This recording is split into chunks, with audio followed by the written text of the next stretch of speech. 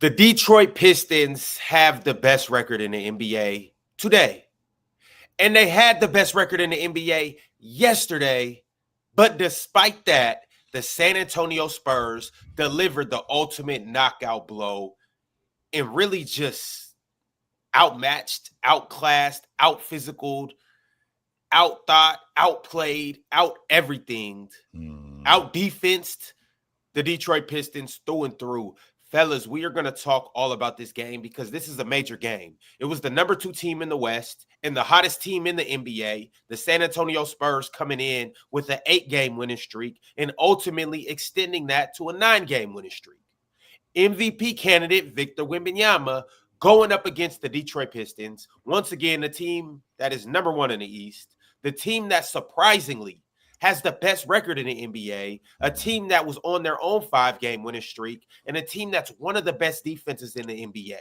It was a clash of titans in today's current NBA landscape, and it was a good game. It was as good as advertised. I can't wait to talk about the style of play. I can't wait to talk about what the Stars did. However, we are going to dive into this by way of Super Chat from No Longer Gape. No Longer Gape sent through about 4 Super Chats before the show. I'm going to start with this one.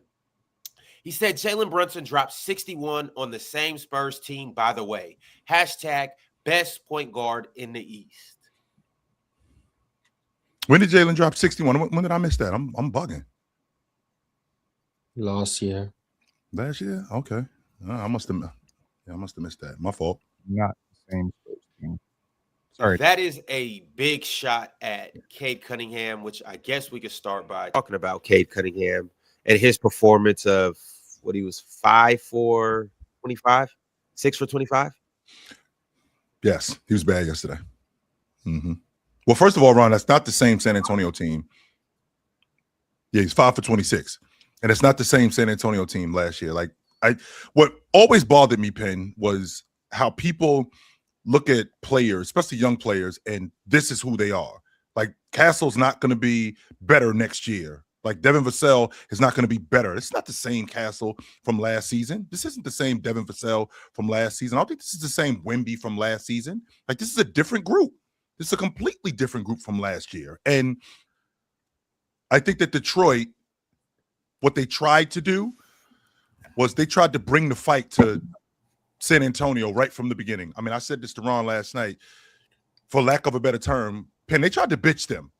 That's exactly what they tried to do right from the beginning. They tried to rough Detroit up.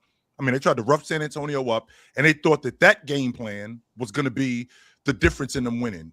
And I think it surprised San Antonio in the beginning. And with it surprising San Antonio, they were able to jump on them the way they did. But once the game started to calm down, they recognized that, all right, we can stand up to the physicality. And once they started playing, I think we saw a different San Antonio team, and I thought that they absolutely handled Detroit. I want to start by saying that this was a through and through great game. And the reason why I appreciated it, being a 90s baby, is because it gave me that 2000s feel. No kids out here, Ron. This is an adult game yesterday. No children. None. Go sit on the sideline and watch. Go sit. And that's why I picked. That's why when we had our Splash Sports yesterday, Ox. That's why I picked the less on Harper, because I didn't think he'd play much. Because I didn't think that he'd play much, because wasn't no kids out there yesterday, Ron. It was all adults. And if you don't, and if you're not prepared to play like that, you're gonna have to sit on the sideline. Chill. What happened the last time the Spurs were up against the number 1 team in the league? Everyone counted them out. That was the OKC Thunder, right? Served them. You might want to call this team the Giant Killers. They're better than what I think that they are, to be honest with you. They are. And the reason why they're better than what I think that they are is because they have the gumption to match the energy that you have. Like, if you want to play fast, we could do that. We're not going to get roughed up, though. And our equalizer, not our equalizer, I'm going to take that back. The guy that we could say we have that you don't have, it's Wemby. And when I hear that, I immediately think, like, you don't have Shaq, and we do. You don't have James, and we do. You don't have Jordan, and we do. That's what I think about when I think about Wemby. We got Wemby, and you don't. And I think that's the difference in the game. Pretty big difference, yeah. Huge difference, Mars. Chill, and that's He's like quite you good. said, like you said earlier about just the grown man game. That's why I took the less on Cade yesterday. So I took the more on Jalen Duren. Hey, Welcome. by way of that, Morris, Since we on that subject, Ron. I'm gonna read this super chat from IRL On that Time subject. 98. IRL said Jalen Duren gave Wemby everything he was looking for, and beyond anything, Jalen Duren and Lil Ron Holland came to play. We will be back. Let's look at the film. By the way, JB Bickerstaff, Karis LeVert isn't good. He threw away a pass yesterday. Like What's wrong about that? we had a nip tuck game yesterday, and they ended up getting a steal. And he ended up picking up the ball. Ryan Hollins is running ahead of the field. Castle is literally standing right in front of him, and he throws the ball to try to throw it over Castle's head, and Castle steals it. And I'm thinking to myself, this is basketball 101. Castle is right in front of you. He knows you're going to try to throw the ball ahead.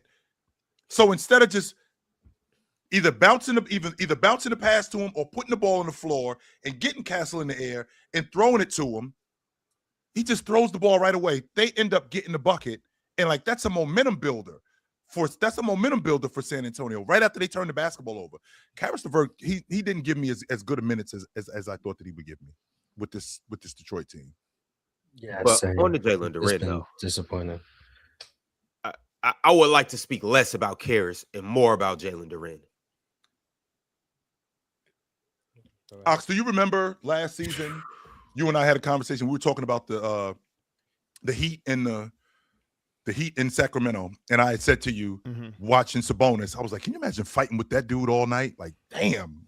Like, if I'm a guard, all right, I got to get in there and I got to help my big man." I'm looking at Jalen Duren, and he just looks like a clock puncher.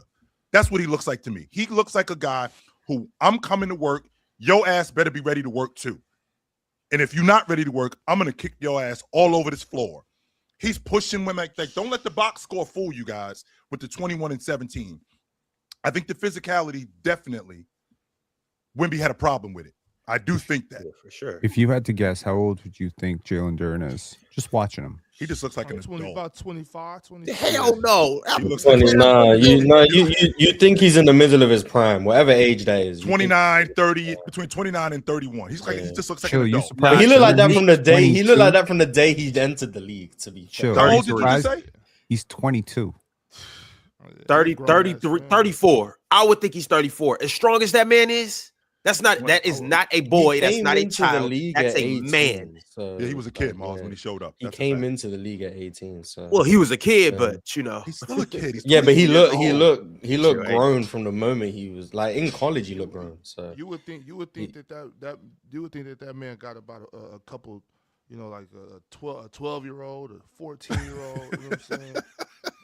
Ox, he hoop. Here comes Drench. Drench, understand me. Hey, Drench. Oh, no. Jalen Duren hoop like he served, a nice little bit of steak. conversation. We were just on a conversation of dudes looking older than they are, and you popping them up. Drench does not look older than what he is. Drench actually looks the same. but Jalen Duren, Like Jalen David, Duren, like David American, Robinson, so, like he went to the military or something. No. He looked like he went somewhere else, Ox. he was. No, he trying to definitely keep looked the like fuck he off definitely- him. Jalen definitely like a Duren looked grown. like he got kids that are about to go to the military, bro. Right, Like, that's for real, what I'm for real. saying. He definitely, but chill with you. To your point though, when you was talking about down there fighting with somebody all night and your guard looking like he got to come help you. If I'm fighting with Jalen Duren, I'm gonna look at my guard like, hey, bro, you probably don't want to come down here. You know what I'm saying? You don't want none of this, but let me Proceed handle with this. caution. Yeah, like you probably don't want to catch one of these elbows or shoulders. You know what I'm saying? You might want to stay out the jungle, but like we let us do this tonight. Yes. Like he really sets the tone for that team. 1, 2.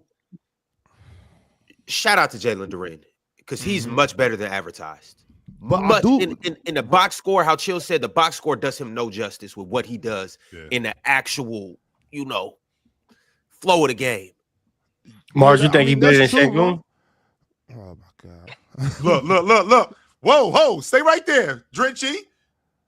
Mars. No comment. Shout out to that tweet, man. Nah, Shout out to that tweet. Drench, ask him one more time. Mars, you think You think Jalen Duren better than Şengün? I think they're in different tiers. I'll Quick just say that. question for you, Okay. Mars. If you're looking You at can interpret that how you want. I think they're in different if tiers. you're looking at Jalen Duren and you're looking at Jalen Duren and you're looking at Alperen Şengün, what's the difference between these two? It's common sense. One's a child. No, stay focused, Mars. Stay focused. You're not watching basketball. You haven't watched the Detroit Pistons very much, but you've seen a lot of the Houston Rockets. You watched the Detroit Pistons for the first time last night. What's the difference between that big kid in Detroit and the big kid in Houston? What's the difference? Competence. He's not trying to be, he not trying to be something he's not. I think that's Thank you, Mars. Thank you, He's not Mars. trying to be something he's not. Which is Jokic. Cute. He I don't know. That's the best way I can explain it. It's just Jalen Duren. He knows his job. He knows his role, and he's perfected his role. And he doesn't act outside of himself. He doesn't hijack possessions. It's just, I'm going to set hard screens. I'm going to free up my guards. I'm going to roll hard. If you throw me a lob, I'm going to catch it and finish it every time. I got great hands. If you put a shot on the rim, I'm going to get an offensive rebound. If I don't get the offensive rebound, I'm at least going to battle with the big, make it difficult for him to get the rebound. I'm going to run the floor hard every time down. I'm going to clean the defensive glass. If I set a screen and catch it in the pocket, I'm going to get it in the short roll and make a quick decision. I don't need to hold and wait 4 seconds to decide what I'm going to do. I can also make a mid-range jumper if you need me to. Like, I do my job. Like, it's really that simple. I do my job. And I think that's why he's so impactful. Drench, I think that's the biggest difference. Drench, what are you looking at when you see Şengün? Like, you just seen Jalen Duren. Are you looking at Şengün going, why don't you play like that? What? Not really. I'm not looking at it saying that. I'm just looking at the better player when I look at Jalen Duren. Like, I'm just looking at a better player. Like, Mars hit it right on the head. He's not trying to be something he's not, or they're not trying to make him something that he's not. Like, just because you're a big man and you can do a fancy pass don't mean you need to be Jokic. Like that's just the bottom line. Like, they see fair skin, they see overseas, they see big man, and they see Jokic for some reason because he can throw a behind the back pass. Didn't you fight that, Pen? That's the first thing that they said when we saw him. That's the first thing. Baby Jokic. That was the first thing that they said. At the end of the day, wait a second. Jalen Duren did a behind the back pass last night. But all that passing to all that catching it here. I told you we don't need all that shit. I've been trying to tell you. Nobody need all that. Look, Jalen Duren is a grown, red-blooded, carnivorous American. That's what carnivorous mean. Carnivore, meat, a meat eater. Eats meat. That's how you say carnivorous. He a predator. It's two. Rich. It's two types of focus. Two types. That's why predator and prey. Yo. Jalen Duren is a predator. He coming to hunt. That's what he's there for. That's it. Mark, he's just doing his job. Did you see that play last night from Şengün where Reed Shepard ran a little action? Reed Shepard came off the little pick and roll and he hit Şengün right in that short roll, and then Şengün caught it and did his signature spin move and made it. Them the plays I be talking about right there. Them little short roll catch, quick action go. When he does things quick, yeah, because he's got good footwork and balance. It's when he decides he wants to hold the ball and let the whole defense load up and then do some nonsense. That bothers me. If you get him the ball to attack quick, yeah, he's good. Like, I don't want to make it seem like I don't think Şengün has any good qualities. He does. No, I just think there's a lot of flaws, and I also think that Houston's offensive environment also doesn't help him.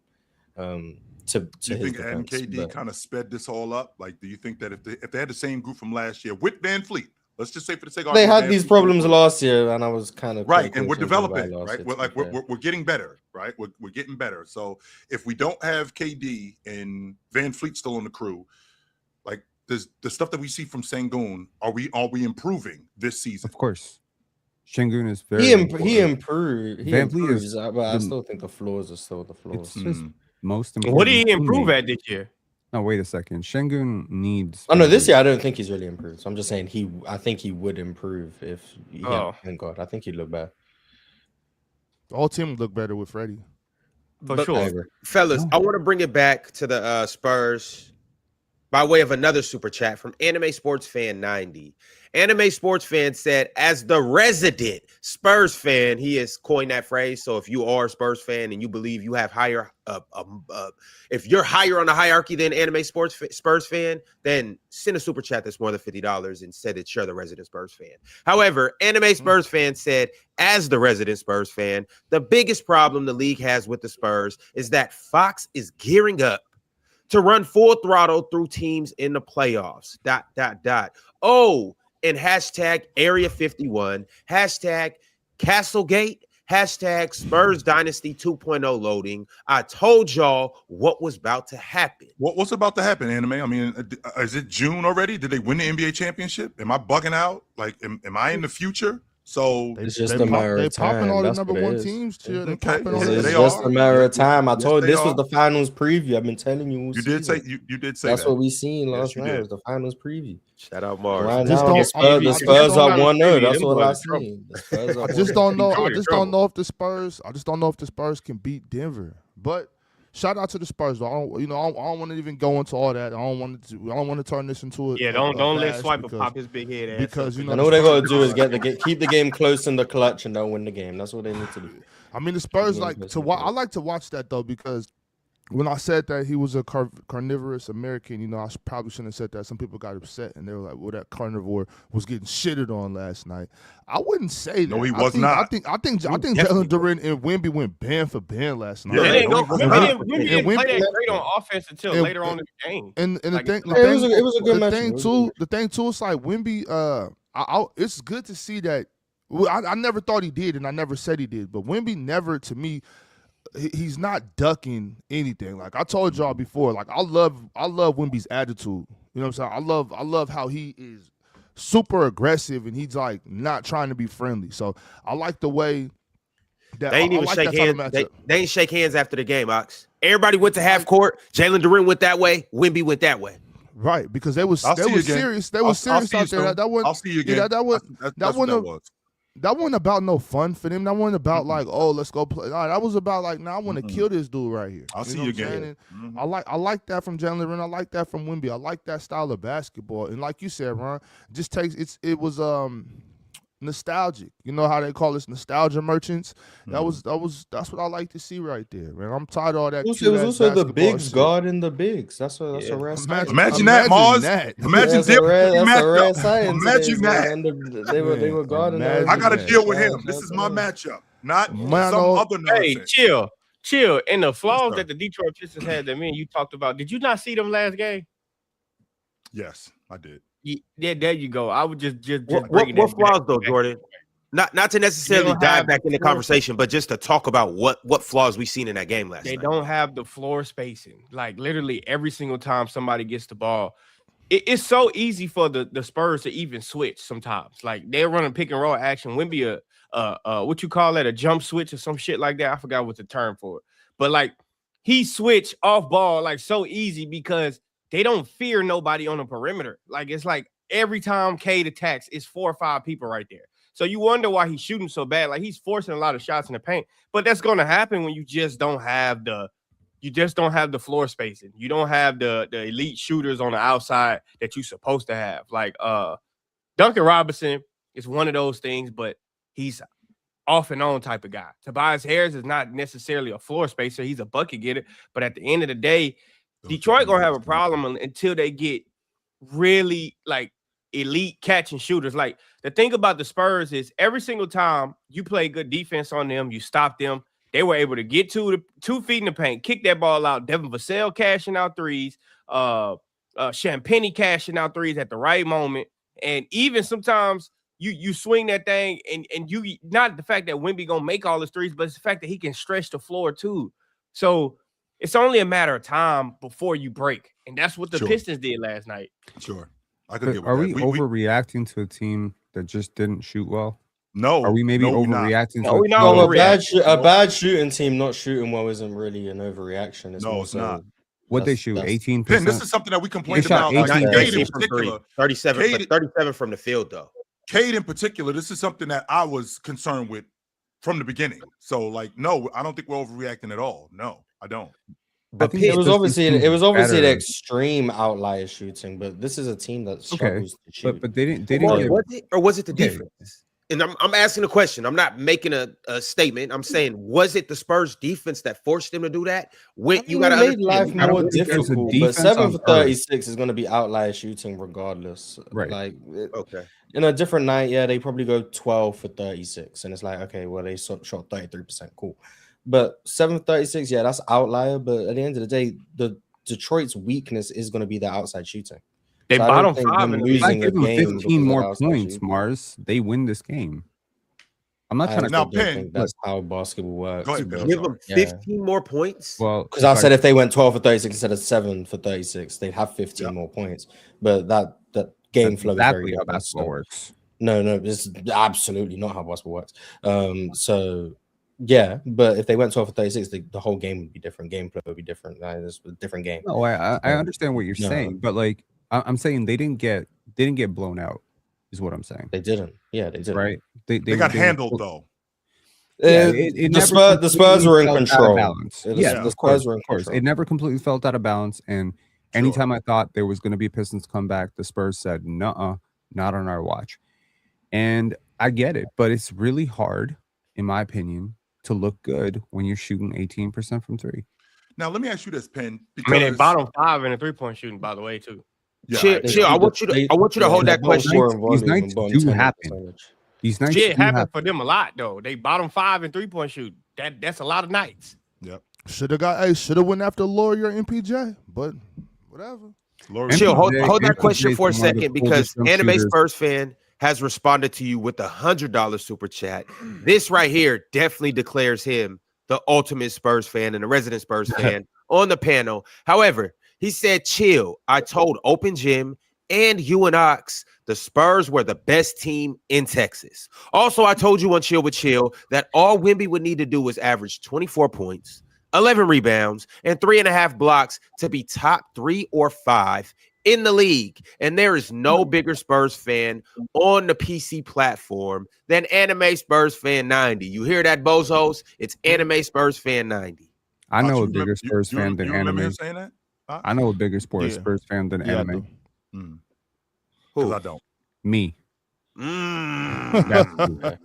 That's bigger Spurs fan. There's than me. it's impossible. It's impossible with your Relax, Penn. Raptors. With your Relax, Raptors Penn. takes. Relax. It's impossible. bro. Nah, because bro's still- really a Spurs fan. He's actually a Spurs fan. Like, If I did not live in Toronto, I'm pretty You sure. would not live in Dude, San but Antonio. you I'm do pretty live in sure. Toronto. But I do live in And- Toronto. But like, And if you I would didn't not live in live in San Toronto, Antonio, I I'd can guarantee probably that. be like I'd probably be a Spurs Penn, fan. this who- isn't about you right now, bro. This guy's a real Spurs fan. He's Yes, he seriously a is. Spurs Let's be fan. clear about that right now. Yes. No, he for sure is. Yeah, he for sure is. Yeah, nah, definitely. But shout out to Spurs Wemby. fans Though. are very I loyal do to think Buffalo. Wemby's a top 5 player in the league already. So, Penn, I Shout wanted out to him. get back to what you were talking about. So, Penn, do you think that the fact that Cade was in the foul trouble that he was in, do you think that affected their offense? Of course. Foul trouble is going to affect your offense. It's also going to affect your defense. Cade's a really good defender this year. He's I very, have very been good defender this year. I've been sleeping on that. And then I watched him for 4 games and I was like, oh, damn. We doing this now? All right. Yeah. Shit. Like this MVP prophecy might actually come true here. So, yeah, I mean, it throws off their whole rhythm. He does so much for them, right? And when Ron Holland and Karis LeVert are, they're not able to make shots, their defense suffocates their offense. Jalen Duren, y'all asked like the difference between Jalen Duren and Alperen Şengün. Şengün may not be a lights out 3-point shooter, but he does take threes. And that matters. It matters. Just getting out of the way, clearing up the paint and stuff. And so you look at a guy like Cade and you're like, okay, yeah, definitely I prefer to have someone like Jalen Duren next to him. But what would he look like with a stretch big? Probably a lot Şengün's not better. really a stretch big though. Yeah. That's not. He's a wannabe stretch big. Let him have it, man. Let him have it. No, we that's can't the let him have thing. that. Yes, that's the practicing in thing. the He's trying to mirror. be something he's not. There we go. Is That's that a the same one of Hey, the man, what you're stretch talking bigs? about, Mars. That's one of the worst talking things. about. That's one of the worst things you could be. Is a wannabe stretch big. You know what I'm saying? You got to be true to yourself. Fake it till you make it. I'd actually argue that Jalen Duren is more beneficial for spacing than Şengün is. Because of the screening. Not just because of the Screening, screening, because of the vertical shot, because of the shot Screening, selection. vertical spacing, roll Yeah. gravity. Yeah, Okay, so I'd yes, argue Jalen when Duren he's is- involved in the play, he's definitely more. And obviously, like for a poor shooting team, him getting all those offensive rebounds is going to help with your 3-point efficiency. But like when he doesn't have the basketball and he's off the play, I think that compounds things because you can always have that big.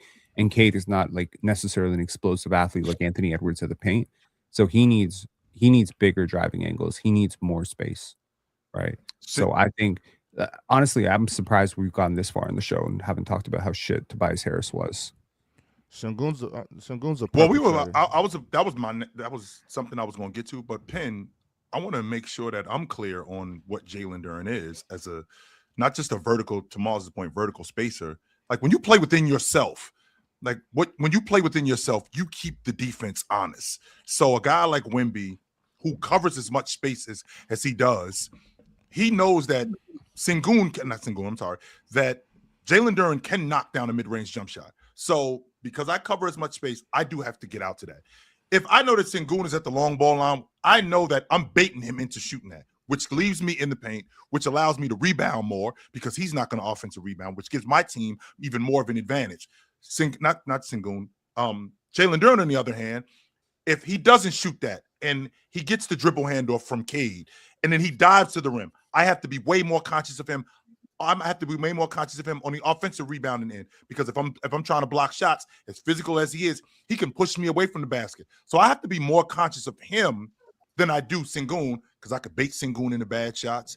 I know Sengun offensively is trying to do more than him, and I know that he can't. So I feel like because Jalen Duren plays within himself, I think he's much more of a threat to Wemby than Sengun could be.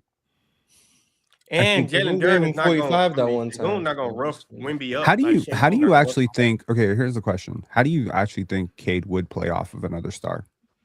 I'm not saying Schengen is really a star, but he is an all-star and he is more of an offensive engine type. So I'm kind of curious, like what would he look like next to Jokic? What would he look like? Duren's an all-star, so you know. Yeah, I mean, but a different type of all-star. He's more of a. Why do we have to go to? Yeah, that's what I was asking. So Can we please get off it the would depend Sengun weak ass stuff? Yeah, I was gonna say it was away from Shane. It would just depends on what the star is, but I think Cade's one of the more versatile offensive players in the league. To be fair, so like I think it would work, but it would work differently depending on the star. Like Cade next to Devin Booker is different to Cade next to Joel Embiid. Like it's just the way in which he. So, but imagine a star where it actually makes sense, but like a Lauri Markkanen. But before we even get into that, like I won't argue that Lauri Markkanen is more talented than Jalen Duren. However, it's the reason why throughout NBA history, point guards and centers go hand in hand. It's peanut butter and jelly. It's bread and butter. I'm not trying to break up a happy home, Ron. A center. Break up a happy home. What do you mean? I'm trying to break up a happy home. No, I'm not trying to break up a happy home. Oh, okay. Well, you can keep Duren. You can keep Duren. But I'm saying the point I'm making though is maybe Durant is that offensive star. Like once again, and this is I say this all the time. Like the argument I've been making for Wemby the last, I would say, month is that it's not just all about the scoring, the screening that he does, the offensive rebounding, the rolling, like that contributes to Cade being who he is on offense, especially if Cade doesn't finish that well at the rim, if he's not that efficient, if he's not a three-point shooter, Jalen Duren being on that glass and doing those type of things, that helps a lot. Carving out space in the paint, catching those alley-oops, like maybe that traditional big man is the best offensive pairing for him. I just think that their style of play is conducive to winning. It just didn't happen last night. And it didn't happen last night, one, because both Jalen Duren and Cade got into foul trouble, and two, that physicality got matched. So when Cade Cunningham has Castle on him and he pushes Castle to the floor and Keldon Johnson comes along and goes, that plan that you got, nah, you got to do something else because that's not going to work. We ain't going nowhere. Now they recognize that, we got to play, Ron. And now when you guys have to play with Cade not being able to get downhill because he's in foul trouble, in addition to Cade being in foul trouble, Fox is taking advantage of him, even though Fox didn't shoot it very well, but he's taking advantage of him because he's getting to the rim. I feel like Detroit's style of play is conducive to winning, not just in the East, It's conducive to winning. It just didn't work last night. I mean, they won the most games. Yeah, that's what I'm saying. It's definitely conducive to winning. Yeah, you lose regular season games. It happens. I don't think it's like, oh, it's over for Detroit or whatever, but I do think they're gonna have concerns come playoff time, in my opinion. It's gonna be with the outside shooting and just their overall offensive proficiency outside of Cade. Yeah. I think San Antonio is just a team that is well equipped to match up with them, because when you have a 7'5" guy who can take away the paint, it makes life difficult for a team that can't shoot the ball particularly great. So I'm not saying that means that the Spurs would beat the Pistons in a series or whatever, but I do think it means that it's a tough matchup that they might have to figure some things out, might have to try and address those flaws in the offseason, whatever the case may be. But it's a fun game. I enjoyed watching it. Miles, can you please repeat what you just said? A 7'5" big that can do what? I don't actually know what I said. Shut off You the paint. you said take away the paint. Like, imagine that not being a part of our game anymore. Like, that throws a monkey wrench in everything we're doing offensively. Everything we're doing offensively now goes out the window because we got this guy who shuts the door on that. If I try to go to the rim, no. If I try to make something in the mid post, no. If I try to get downhill, I'm not worried about the defense collapsing because this guy's in there. Now, Ox, I will say this. Jalen Duren, even though he's as young as he is, he's very businesslike. He punched that bitch over the top of Wemby yesterday and looked at his boys like, let's go. He wasn't hype. He wasn't super hype. It was just like, yep, let's go, guys. Come on. Let's go. Come on. It's another day no. Yes. He wasn't like, yeah, and getting it when he wasn't doing none of that. It was just like, come on, boys. Let's go. And you seen that But scuffle. he just put his hands in Buddy's face. Like, all right. All right, you gonna get what you want if you coming over here playing around. But see, those hey, don't make me tell you again. All right, those are two examples of what you were saying. You've been saying this about these type of players, Chill, and this is kind of like what Ron was saying. Jalen Duren, to Drench's point a few months ago, is the metal lunch pail type of pops. He going to work, and he pointing at his son like, "Look, if your mama tell me that shit again." You know what I'm saying? We going behind the shed. You know what time it is. Do the right thing. See that finger? Yeah, we're gonna have a problem. In your face. If you close down the paint, you close down the floor. The whole floor is closed. If you can close down the paint, just like if you can close down the corners. I did a members live yesterday discussing defense because I'm still sort of thinking about that Jokic Ant thing we were talking about, and it's just what Wemby can do basically is he can zone up about like vertically, horizontally. He is like, I think like 30 square feet, 35 square feet of real estate where you just, if he's there, you're not. So he just takes it away. What that allows his teammates to do is the most important thing here, though, because if I know that dude is there and I know that he has the motor, intelligence, reactivity, flexibility, he has the height, he has the athleticism to recover, I'm not actually worried about getting blown by ever. So I can get very, very aggressive defensively. I can start picking up Cade 94 feet because if he blows past me, guess what? I got Steph Castle there. If I don't got Steph Castle there, I got probably another positive defender there. I got Carter Bryant. I got Wemby back there to clean everything up. You got Carter Bryant. Carter's a great defender. Yeah, but what did you see Carter Bryant last night? He played. You weren't watching. He did play. You weren't locked in. He didn't play that much. He played. He played. I seen Carter Bryant. He was there for about 5 minutes. I'm gonna give my guy a shout out. He made a three. Nigga played 3 minutes. He made a 3. How many minutes did we play? We played. You know what? The 6 of us played 0 combined minutes. And we not talking about us. I would argue a lot of Wemby shots that he blocked last night was in fact just a lot of them was badass shots, to be fair. I feel like early in the first half they did a good job of turning Wemby around. Like whenever you drove and you had Wemby to turn around and you send a cutter right at him, they was able to get cleaner looks. I feel like in the second half, everything was right in front of the Spurs. Like Cade was trying some bullshit ass floater like right in front of Wemby, and it's like, what do you mean bullshit floater, Drenchy? It was at the top of the box. Yeah, can't nobody else get to that? Jordan, Nobody else typically can get to that. That's super Yeah, K. but Or yes, it of gets on the course, the rim. only. It don't Only, get That's on kind of the the point. The fact that Yo. you call these shots bad shots because it's Wemby. Is no, like, no, that's- but I'm that's the saying, point. obviously in the context of we see, it's not like this our first time seeing Wemby. Like I've seen Wemby block these same shots all game, like every game. So if you just gonna keep doing the same shit, you know he can get to. Like at some point, when are we gonna stop saying, "Wow, Wemby can get to that shot"? No shit. He's 7'5" and he can jump. Jordan, He can get Go to at every go shot. go at his I ain't gonna chest. lie. Go Steph at makes his some chest. crazy threes. I get to wow, Steph crazy. I don't know. It's the Well, same I thing. mean, Jordan, yes, the but it best comes case to a goes point to where the if you just let Steph shoot, then it's like we didn't got so conditioned to now.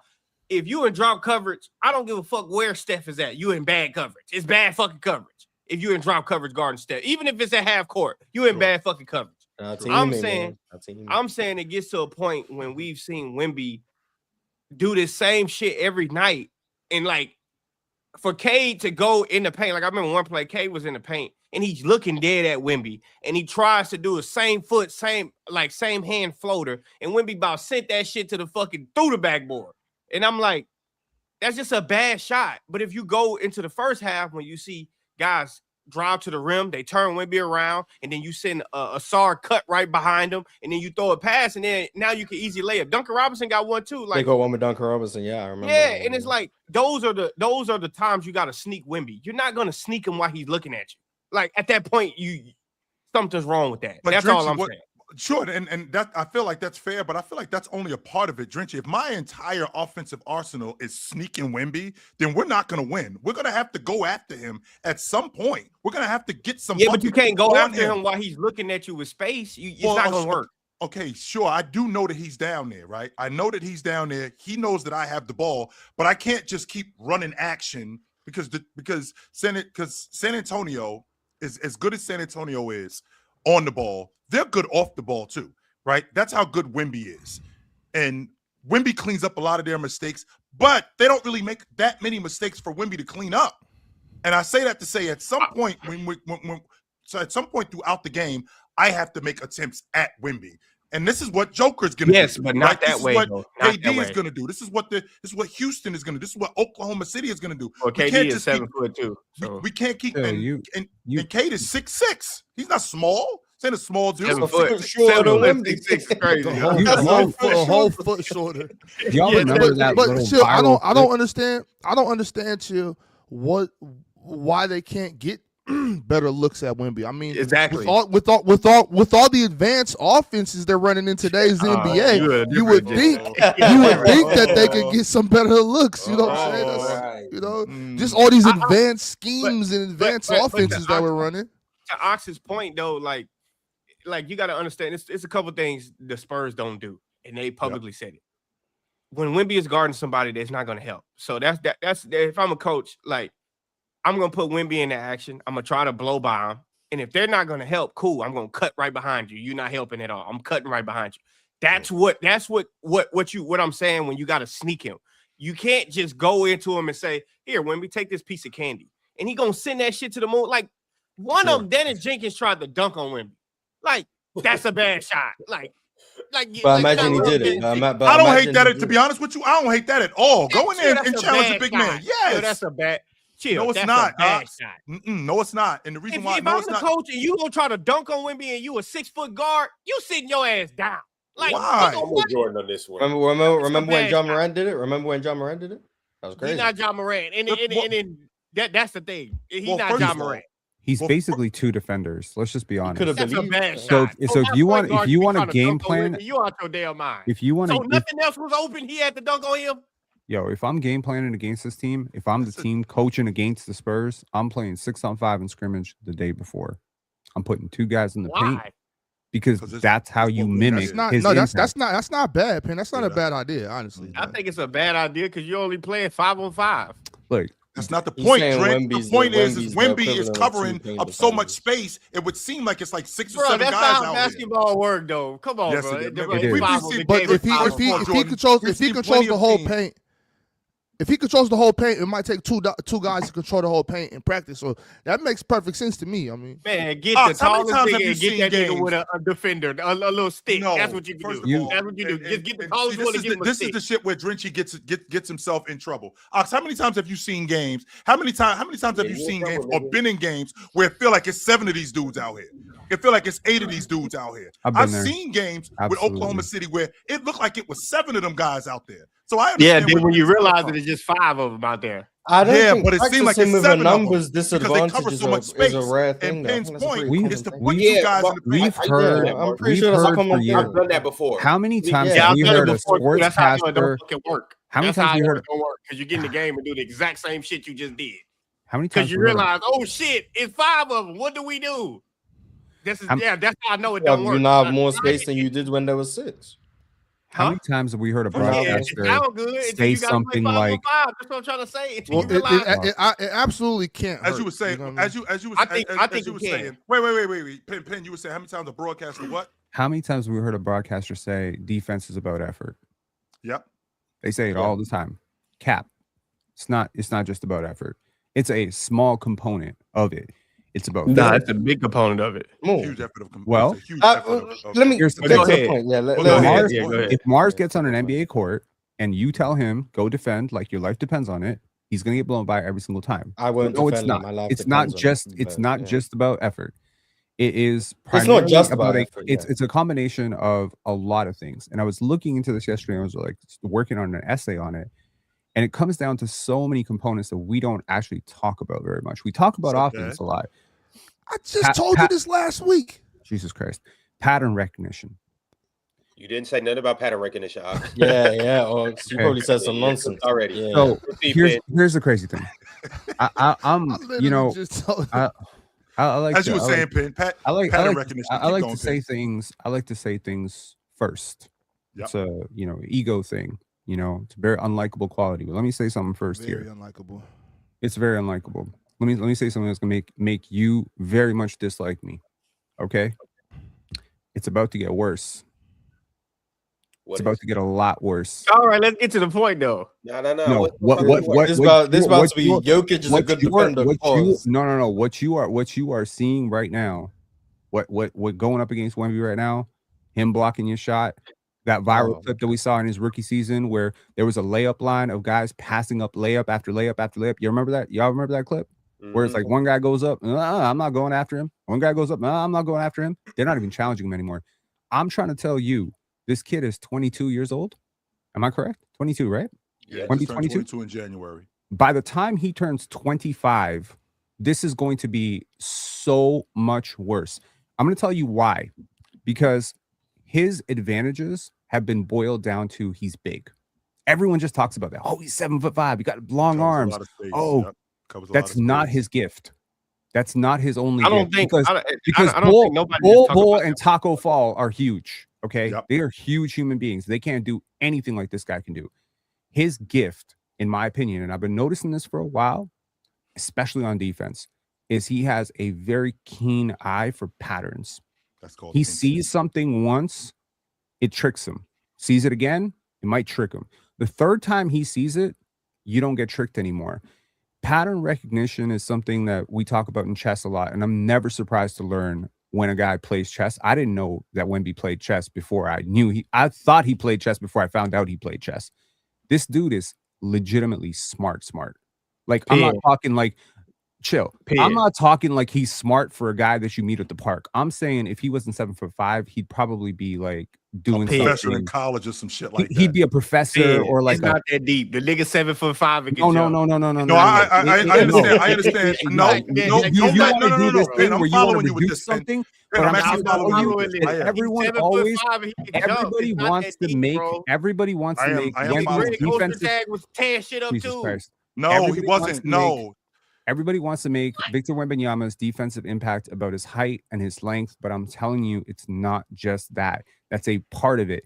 One part of it is that. A huge part of it. His long arms, his flexibility, his quickness, agility, all that stuff. That is impossible to ignore. That's the base skeleton of what he does. The second part of it is his insane ability to react to patterns quickly. He spots things, he studies, he's a student of the game. The third thing, which I think is the most important perhaps of all to package all this together, is he has an insane toughness and motor to it as well. Sure. Like he wants to block your shot. He's tough about it. So when you combine those three things and then you start getting stronger, dude, like this dude is not weight room ready yet. This is a guppy. This is about to get so much worse. Yo, you don't even know Jordan, what you're looking at yet. I'm telling you, if we have to cap this at 100, if 100 is Wemby in his absolute apex, you're looking at 35% right now. Jordan, why? Jordan, He's I'm not- trying to make sense of it. All right, he's not. I 35? promise you. I Jordan, promise you. 35%? what I'm trying to make Hey, sense of. maybe 30. See, and this No, is the no, shit that- Ron. this is the I'm shit that with bugs me out what you Penn. do. I'm with Penn on This this is the whole shit thing. that I'm bugs with me Penn, out but what you do, 35, man. that's crazy, bro. 40. Let's That's only part I let's say we have 45. 40, but this is the shit that bugs me out with you dudes. We marvel, I'm sorry, Drench, you in particular. You break down film. You show us action. You talk to us so much about how, quote, dumbasses are. And Penn is illustrating that this ain't a dumbass right here. In fact, I not never only is said he was a dumbass. not only is he not a dumbass, Penn, to your point, because I'm listening to what you're saying, I think Wemby, the thing that I recognize about him, to what you were saying, is his observation. Like, there's people who see things and they don't get it. Like, he sees things Quick and study. he gets it. And that, Yeah, like, a lot of he's guys a can't good- say that. A lot of Yo, these you- guys play. Yes, off because this yes, but instinct. y'all, You are remember- going way too Chill. deep. It's because No, we he's not. seven- No, Yes, we you- yes, not. you are. The Okay. majority Chill. of what? Do you majority of remember- what I don't makes think the Wemby reason so really chill. matters. Hold on. Y'all Chill. going way too deep. Okay. I've been saying this about Wemby since he got in the NBA. A lot of what makes Wemby extremely good on the defensive end Yep. is that he's 7'5" and he's athletic. He's not a 7'5" sloth. He's Okay. 7'5" and athletic. Which happens. So when y'all is talking about Bol he athletic? recognized shit so fast, he can recognize that shit late and still tear that shit up. Because okay, he's but 7'5". what if he didn't recognize that, Jay? What if he didn't No. recognize that stuff and he's still 7'5" and athletic? Because we've seen dudes like Kai Jones, ridiculous athletes, but they don't get it. They can't Chill. put it Moses- together. 7'5". Moses Brown He's is not 7'4", and he is in the G League right now. Mo Bamba is 7'2". He's in the G League, and Mo Bamba got the same length arms as Wemby, and he Is just Mo as Bamba athletic. as athletic? Is Mo Bamba as athletic? First of all, Yo, Mo Bamba. have is you fat. watched Mo Bamba? Yeah. Yeah, Mo Bamba Nigga, is a my freak fucking best friend athlete. played with Mo Bamba at UT. What the fuck is you talking about? He's a freak Nigga, athlete. He's not What are you athletic. talking about? He's stupidly athletic. Yes. Boy, Mo Bamba is super athletic right now. Yeah. Oh my goodness. I When he first just came into the watched league, him. Yes, Nigga, he's Mo Bamba very ain't been athletic. athletic since he got fucking COVID When- in 2020. The when- fuck is Oh y'all my talking God, about? Jordan! Since he I got COVID, promise you, not the he's point, still though, very Jordan. athletic. Not the point at all. He was. He's not anymore. But okay, so That's he why was he's not athletic. playing in the With- NBA. Okay, with he him- was with him athletic. Did you being- ever see him do this shit? Nigga, when he was at UT, did you see Mo Bamba at UT? Do you Yes. know that's why he went? Because he was tearing shit up just like that. And he Yes. went 6th overall, despite having Yeah, an and then he 8 got foot COVID and wingspan. got fat, and then he wasn't athletic no more. And imagine He's that. still Imagine, athletic, man. imagine a dude not being athletic but can still play because I got the wherewithal and I got the know-how, which is what Penn is telling you about Wemby. The Chill, fact you- that he you- knows chill. the game. Here's a and he's story quick- that you will know very well. Do you remember when Pau Gasol got to the Lakers? I do remember when Pau Gasol got to the Lakers. Yes. Do you sir. remember how long it took him to pick up the triangle? It took a minute. He had a difficult. He What had a this got to difficult do time with with Wemby it. playing defense? That's My point. My point is that, well, from what I heard, he picked it up very quickly. He picked it up quicker than most people did, and He picked it up, that- but he had a difficult time. He's actually on record saying that, and like, yo, this is harder than you think it is. But he did pick it up quickly. Yes, he did. He picked it up quicker than most people, and that's my point. It's like it's all about, like, when you look at the triangle, it is all about patterns.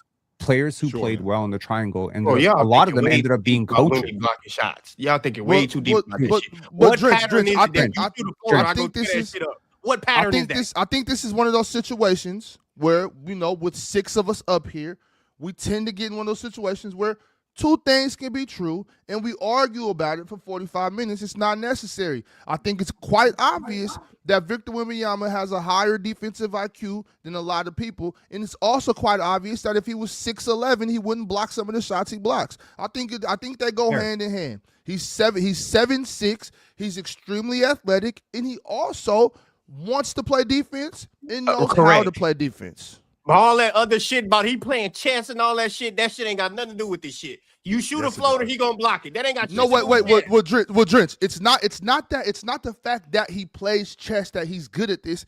It's the fact that he's good at this and plays chess lets you know the type of mindset he got. It's not that chess made him a better basketball player or basketball made him a better chess player. It's that's just who he is as a person. I agree, but I'm saying he has the ability to do both. But you know what I'm saying? I think that's all I it agree. is. I'm just saying it's not that deep. LeBron's like this. Draymond's like this. No, you Luka's cannot, like Ron. this. I don't They're got time just to play with you insanely today. smart Big Ox, I players. have to Not ask gonna you a play with question. you today. I'm just saying it's not that No, deep sir. to do all of this Big Ox, shit. I have to ask you a He's question. at 30%. I think so, He's to be at honest with you, though, 40%. Ken, Like I I could think get the with nigga that. probably at 85%. To be honest with you, I want think to Wemby boil probably at everything down to 85%. athleticism and skill set, but honestly, Cam Reddish exists, bro. Mo There's plenty Bamba of guys. exists, bro. Hey. There's so many people in There's this plenty of guys league who are that have athletes had that such don't have it. incredible athletic gifts, but they haven't been able to put it together. I'm trying to tell you, when It hasn't been so many people in this league that's been 7'6" and can jump. Look, Motor How is many what niggas Ty- 7'6" can you see do a windmill? Ox. all of them. Everyone who's What, 7'6" can do a windmill. So Are Taco you Fall crazy? can do a windmill. I bet he could if What, he tried. Actually, that's really not true. Because first of all, if you've ever attempted to do a windmill, you will understand that I have it's not. not even. Okay, so look, I'm gonna put It's you not up as on easy something. as you real think quick. it is. It's pretty I'm gonna put you up on something. It really is. The problem with the windmill is, especially guys with super long arms, you got to get it all the way around. And guys that are 7'6", a lot of them can't jump that high to be in the air that long, and their arms don't move that But you fast. don't have to jump What that if you high do a because the bullshit rim's right windmill, here. like a So I little- don't really Yeah, have to yes. jump. So he gonna do it on the ground but and chill, get it's jumped about after it's he has but time to fuck- but chill, you got to jump because you got to get the ball all the way around the windmill. Sure. And if you only jump a foot off the ground, you're not getting that shit all the way around. So a lot of 7'6" guys, I don't know if they the unathletic 7-foot guys, I don't think they can windmill. It's not a lot of like Boban was 7'6", right? Boban was taller than motherfucker too. He was blocking shit the same way as Wemby. Obviously not just like Wemby, because Wemby can jump higher than him. Jordan, you're a That's the film thing. nerd, man. Do me a favor when you have time, and this is an open challenge to literally anybody in the world. Go and look on YouTube. I don't even know the video exists, but I guarantee you it does. Victor Wembanyama blocks, and then go watch how high he jumps on every one of those blocks. I guarantee you there are blocks that he gets where he's not even 5 inches off the ground.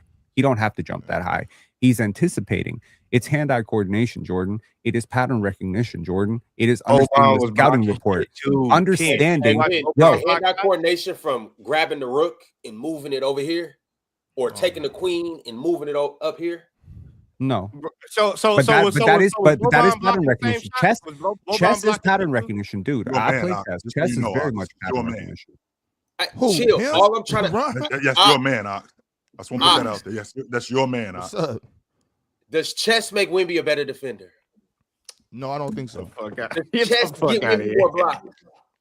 No, I don't think so. I think they go hand in hand and let you know the type of mind the kid has. But I don't think chess is making him a better basketball player. Does chess make you a better panelist? No. Does chess make you better on Splash Sports? Absolutely it does, and that's why I always be knocking down all my picks, because I know how to move my rooks. I know how to move my ox. What's the horses called?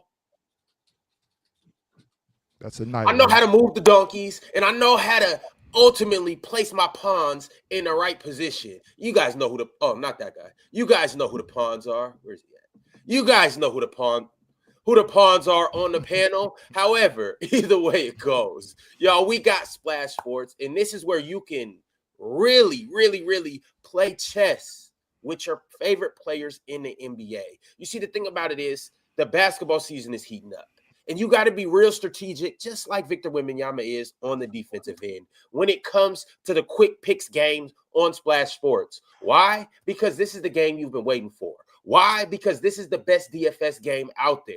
Why? Because you aren't playing against an algorithm or just a sports book. You're playing against actual other sports fans. And this is why chess comes into play, because, well, you got to outsmart those people with real skill, real competition, and real hand-eye coordination. Yeah, real hand-eye coordination when you're choosing more or less on your favorite players. It's just your picks versus their picks. And also, why is Splash Sports' quick picks the best DFS game out there?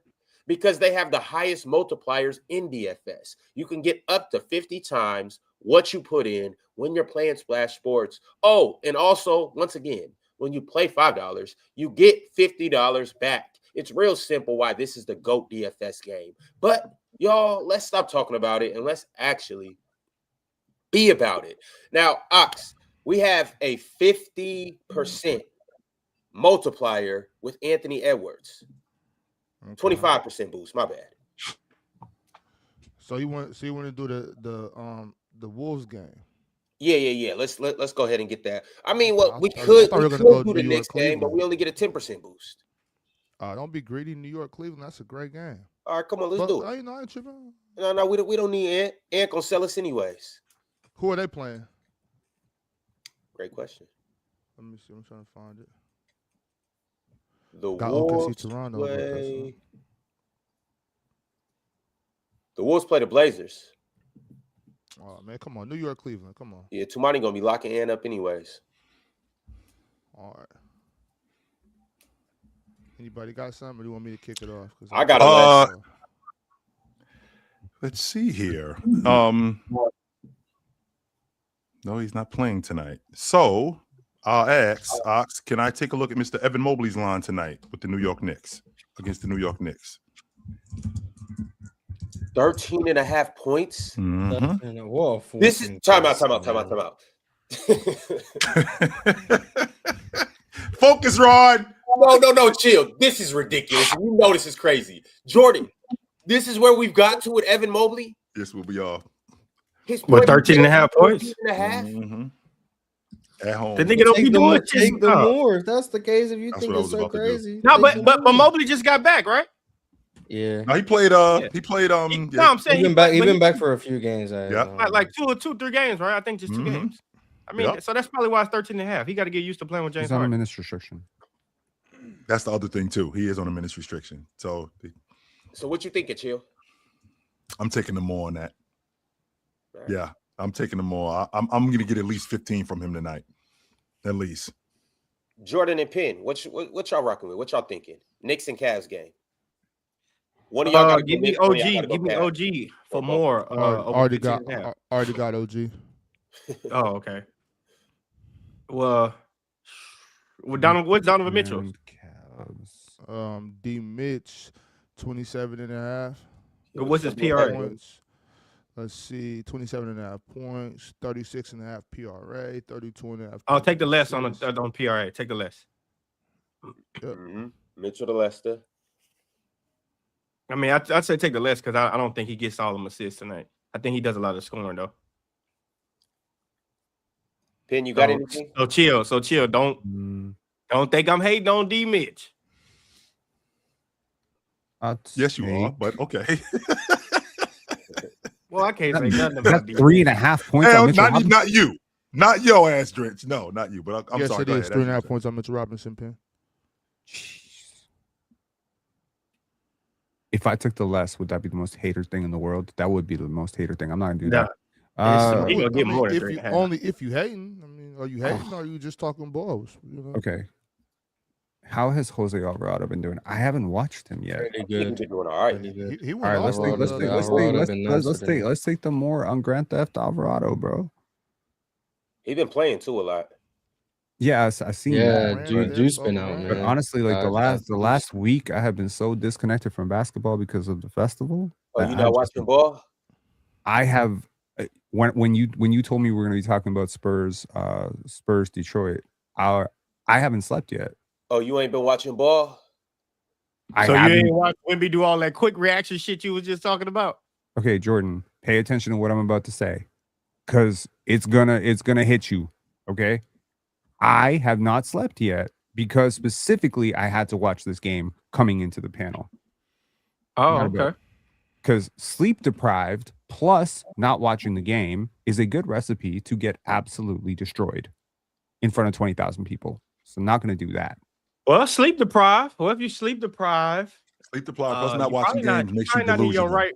You're probably not right in your right mind. You probably need a little rest. That way, you know, you could I'm be definitely overthinking. not in my right mind, but you know what? In your wrong mind, you see things a lot more clearly. It's very interesting. Oh my No, God. you don't even know. You don't even know, yo. I Oh, promise shit, you. here we go. Go delirious. Don't let's sleep get- for let's get- don't let's get sleep through for these 24 picks. hours. Let's Can get we- through can these we- picks. yeah, Let's can get we- through these My bad. picks. Hey, Let's get through them. Stay focused. Here we go, guys. regardless, chat. This is. You threw the promotion on there. I'm doing it right now. All right, cool. So you see, we have a Knicks and Cavaliers 10% boost. That is the promotion that we're getting with Splash Sports. And That. we're going to turn $10 into $132 exactly. Now, chat, I need you guys to let us know if what we put together is That a was delirious bet. Are we in our delirious mind, or are we in our right mind by going OG Anunoby PRA 22.5 more? Evan Mobley, 13.5 points more. Donovan Mitchell, 38.5 PRA less. And Grand Theft Alvarado, 7.5 points more.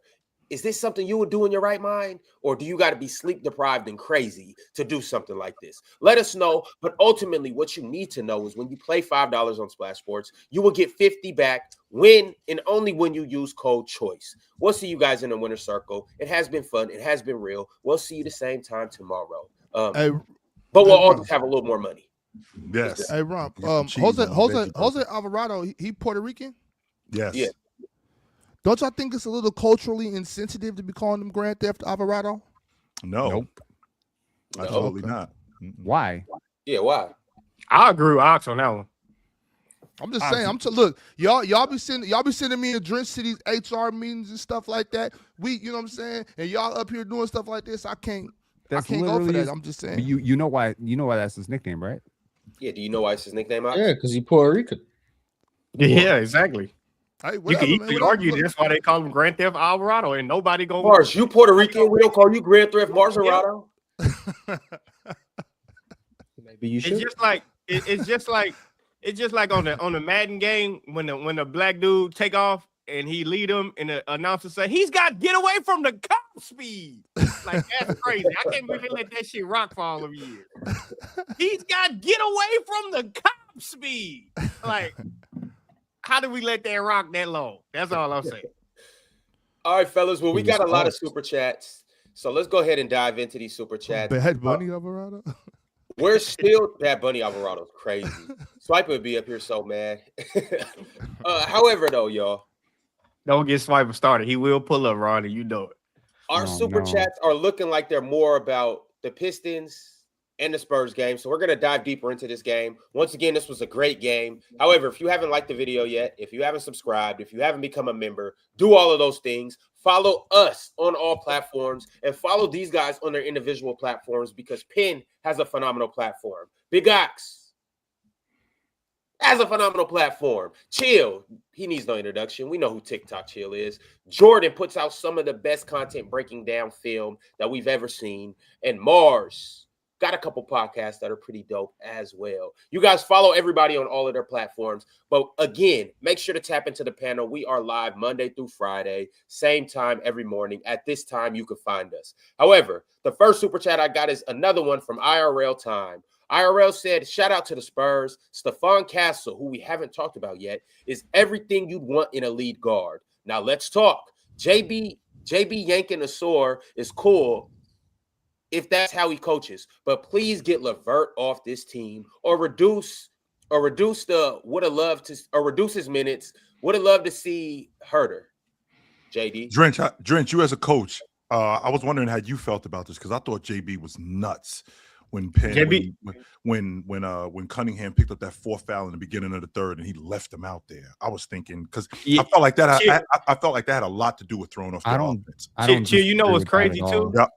You know what's crazy too about that is when he let K rock in the fourth quarter, he let K sit on the bench till like 3 minutes left, which was nuts too. And it's like, yo, what the fuck is you doing? Like, bro, the game was slipping away. You got K sitting on the bench, and then he brought in Paul Reed, which Paul Reed came in and started hooping. But bring in K too, brother. What you doing? You're already probably gonna lose this game just based off of the time that he was sitting on the bench. And it's because he got one foul. Like at some point, you got to let him down the sword. Like it just is what it is. I understand that you trust your players. I definitely get that part. You trust your players and you let them rock. But when Cade picked up that fourth foul early in the third, I'm talking like we wasn't even a minute into the fourth, and he picked up a minute into the third, and he picked up that fourth foul. To leave him out there, I thought that to bring maybe Jenkins off the bench and get some energy with that offense would have helped, because I felt like Cade was just so stagnant. He couldn't attack like he wanted to. He was playing really passive. He was basically having his hands behind his back. I thought that was wild that JB did that. Yeah, and I thought it was wild too that they allowed Cade to switch on. I think he picked up his fifth foul guarding Wemby. Yeah, like, he did. But chill, like, you're damned I if you thought do, that was damned if crazy you to don't. allow him to do that. Like, it was no What do you reason mean, for them Penn? to allow him. Like in that situation, if he takes him out after a minute, not only are you disrupting his rhythm, you're also kind of burning a bridge with a star, because he obviously would want to play in that situation. Well, you're in and foul you're trouble. not trusting him. No, I understand. I understand what you're Burning the saying. bridge is kind of crazy though. Well, no, you're burning trust with a player, right? Sure. You got like long-standing relationships between star and coach. You got to have trust. Yep. I got to trust good defenders that you can play with 4 fouls. Yep. Especially when we are down and we are possibly about to get blown out if I pull you out. Yep. So I'm saying damned if you do, damned if you don't, because I'll tell you what, if he pulls him out after 1 minute and then the second he goes out, Dennis Jenkins comes in and I don't know, Spurs go on a 10-0 run, the game is over. Well, here's the thing, though, Penn. That's early in the game. If we're talking about trusting the guy, if I got 4 fouls the beginning of the third quarter to start the third quarter, I end up picking up foul number 4. Now, I'm playing differently, and with me playing differently, we play different because I'm the catalyst. If you Right. pick up that 4th foul with 6 minutes left in the third. With 6 minutes left in the third, okay, I can appreciate. I'm going to trust my star, because if he ends up picking up that 4th foul in the beginning of the third, and he picks up that 5th foul, now I can't play him for almost the rest of the half. Now I'm stuck with now I'm really stuck. So if you're the coach and your star player picks up his 4th foul with 1 minute, just going 1 minute into the third, you're He gotta pulling him come out. sit down. Yes, I'll He's tell gotta you come what, sit down. I have a completely different mindset. Now, I've never coached in my life, so obviously take what I'm saying with a grain of salt. But if I was a coach at any level and a star player, I'm making a deal with him. You decide every time. You are deciding if you want to play Every through it, time, Penn?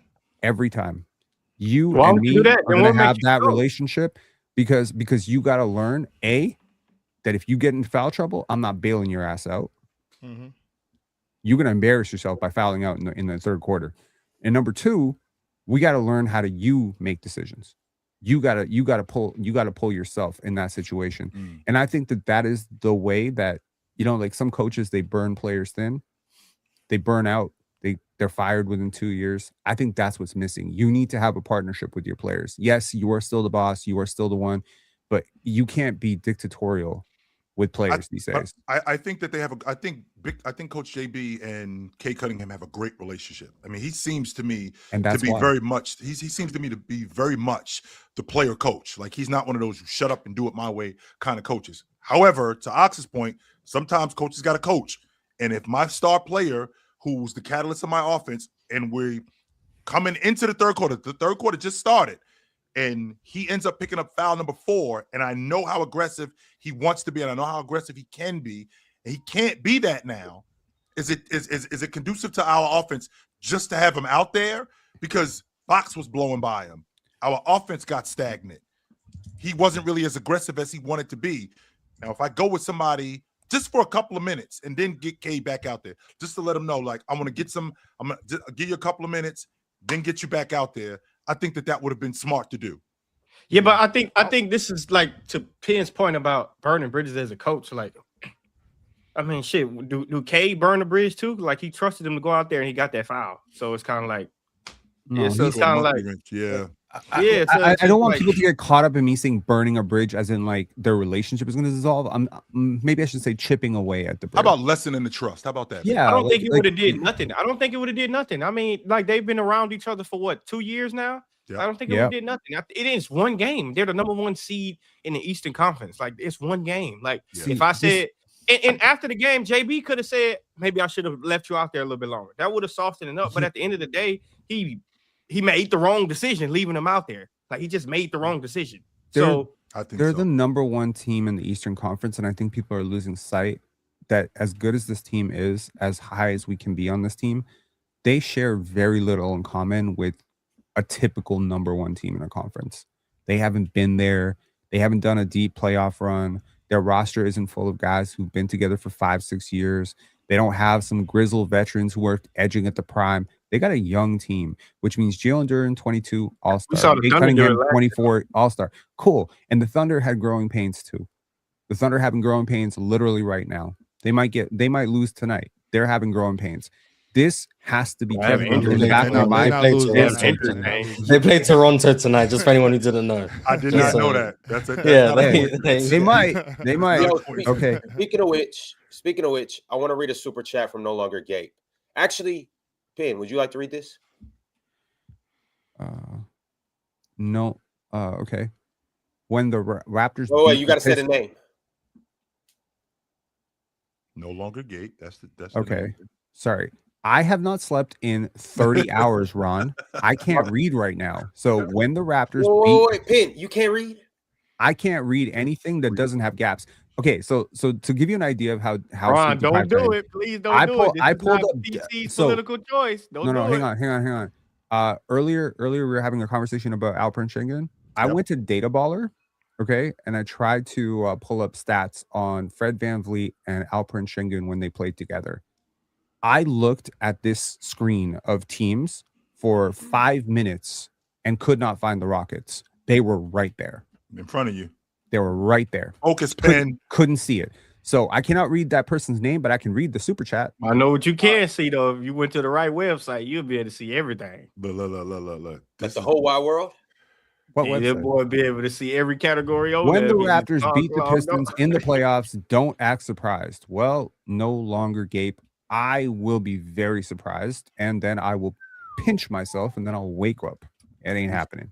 Wow. That is not happening. That How- it would take so many things to go wrong for them, so many things to go right for us. I'm What do sorry. the Raptors do? And what I'm thinking about is I'm thinking about 4 times in a week. What do the Raptors do that suggests that they could beat Detroit 4 times in a week? Shoot better than the Detroit.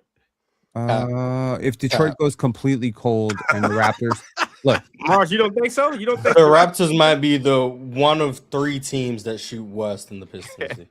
Joe, you So that's watch, not going to work. Joe, you Okay. watch a lot of Amen Thompson? I do watch a lot of Amen Thompson. Yes, Cool. sir. So I want you to imagine that Amen Thompson wasn't a good defender and was a lot less athletic, right? Yep.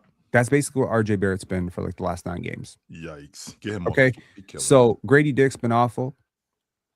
You've RJ's never been awful. a big fan of Grady. Never. I mean, according to people, I'm not a fan of anybody. Manuel Quickly was cooking last game, but yeah, I don't see a world in which this can happen. Too many things have to go right for the Raptors, but what would have to go right is Scotty and RJ just shoot like crazy, and Cade goes super cold from 3. Then it could No happen. Brandon Ingram? Damn, no Brandon Ingram mention? Well, actually, the reason I'm not bringing up Brandon Ingram is because I trust Brandon Ingram in that series to go crazy. Well, not crazy, because I think Asar is actually the best matchup in the league for him. I expect him to do what he's going to do. He's going to be fine. Football drives me crazy with this kind of shit. We're glazing Wemby for a match that benefits his defensive impact. We do that shit with everybody. Thank you, Chill. What are you talking about? Thank you. We glaze guys for You going guys up against gonna guys. realize football don't be saying stuff positive. Like What the fuck he is just going on, man? he just be watching for his hate watches. Like What the hell is man. happening? We don't talk about guys who bust other guys' ass who we know he gonna bust his ass. What the hell? What are you doing, football? So I would also argue that like 27 of the teams benefit Wemby's defensive style. Come on, So, you man. know. And yeah, I wanted to say that 27? earlier, Mark, when Drench was saying, Yeah, like, just to give myself some room for error on 2 teams at least. when Drench was saying, like, don't go in there and don't do that because you know Wemby's gonna get it. The thing about it is, like, and Drench is 100% right. Don't do that shit because you know Wemby gonna get it. But when you're used to playing, so let's say you play the Spurs, like the Pistons play the Spurs twice. Right. I play 80 games being able to get that floater off. Right. I'm used to doing that in practice. I play 363 days in a year where I don't play Wemby, and I could do that.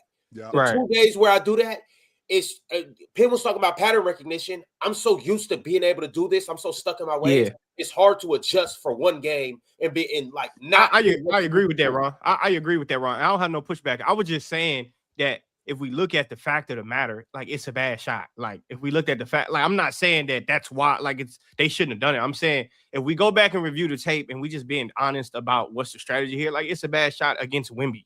That's all I'm saying. I'm not saying that they should have did it differently that night, because to your point, they only play him twice.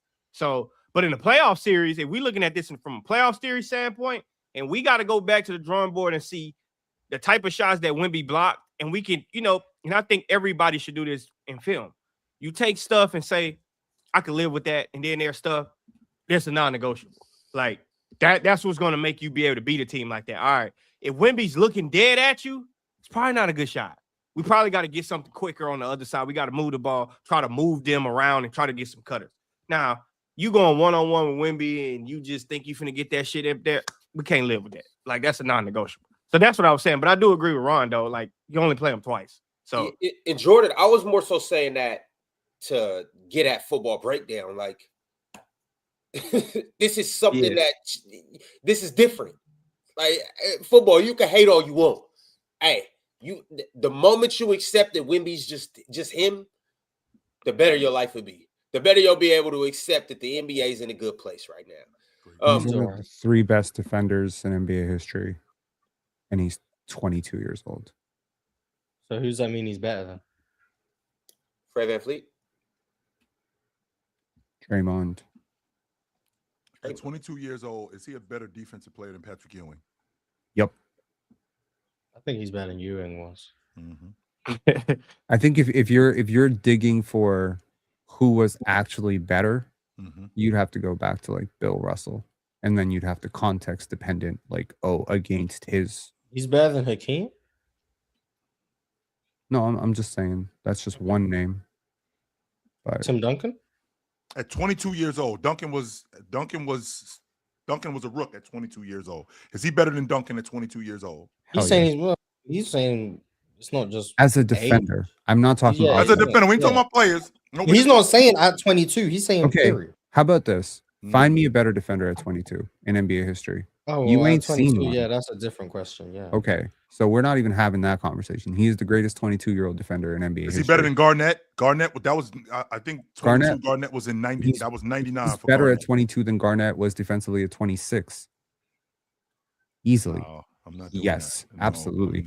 Look, I think Garnett and by the way, Garnett in 26. That was 2003 Garnett, 2004 Garnett. That's who Garnett is. You telling me Wemby was better than him as a defender? Yeah. No absolutely. way. No absolutely. way. Absolutely, man. What are we doing here? Okay, so if wow. As a glass cleaner, not just a glass cleaner, but in terms of being switchable, closing out, being able to close out on shots, being able to guard multiple positions, being able to guard in the post. Because I can say right now to you, Penn, that Wemby is not the post defender that Garnett was at 26. No, he is not. That is just not true. He cannot guard in the post. I'll give you the shot. I'll give you the shot blocking. I'll 100% give you the shot blocking. On the perimeter, as a switchable big, Kevin Garnett, you said at 26, this is 2003 Kevin Garnett, who was able to switch on guys and be able to recover. Garnett was nowhere close to the rim protector, and I was up here last week, and y'all told me rim protection's everything. So what the hell? I'm not going to argue. I'm not going to argue the shot blocking, but I am gonna. I'm not going to argue the shot blocking because I think Wemby is. I mean, we're talking about arguably the best shot blocker in NBA history. So I'm not going to argue that point. But I'm talking about the other stuff in terms of being able to call out plays and understanding plays, understanding how to switch, being able to get on the glass, being able to post up. I mean, being able to play post-up defense, push guys off the box, understand how to slip guys who are in the post. To say that he is a better defender than Garnett, no, I don't agree with that at all. Absolutely not. But I'd also like to stay with your theme. So Dennis Rodman at 26 years old. Dennis Rodman at 26 years old. That was in, let's see, that was in 88. You think he's a better defender than Dennis Rodman at 26 years old? Yeah, I do. The irritant that Dennis Rodman was, the on-ball defender that Dennis Rodman was. Is it just all? Is it just all? He is a paint presence? foot taller. He's almost Just a because foot you're taller taller than somebody does not make you a better defender. So let's kill that right there. Agreed.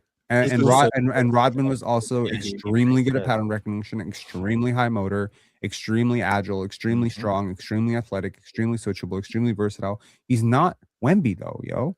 Like what Victor Wembanyama can do is what we just talked about. He can shut down an entire. He can shut down like an elevator. And I can say the same thing with Dennis You know, like Rodman. he can shut down an elevator's worth of space. Yeah, because on he's the too court. goddamn big to be in that motherfucker. That's why.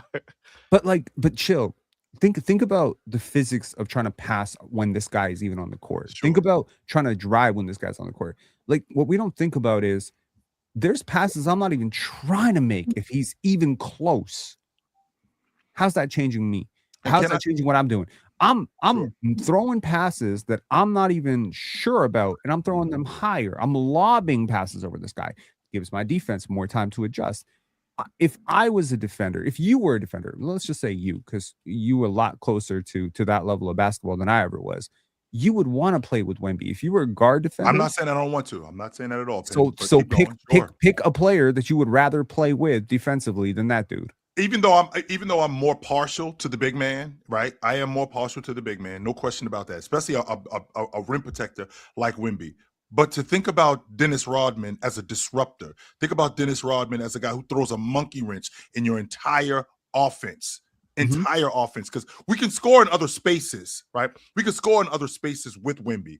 What I mean when I say we can score in other spaces, we can score on the perimeter. We could keep Wemby out of the offense. With Dennis, he's so switchable playing on the perimeter. He's so switchable playing on the box. He's such a great recovery defender who can guard at the rim where he will block shots. He just throws a monkey wrench in your entire offense. We can keep the ball and we can keep the offense away from Wemby. You almost have an impossible time keeping the offense away from Dennis because he will involve himself in the offense. That's just who he is. Same thing with Garnett. He will involve himself in your offense.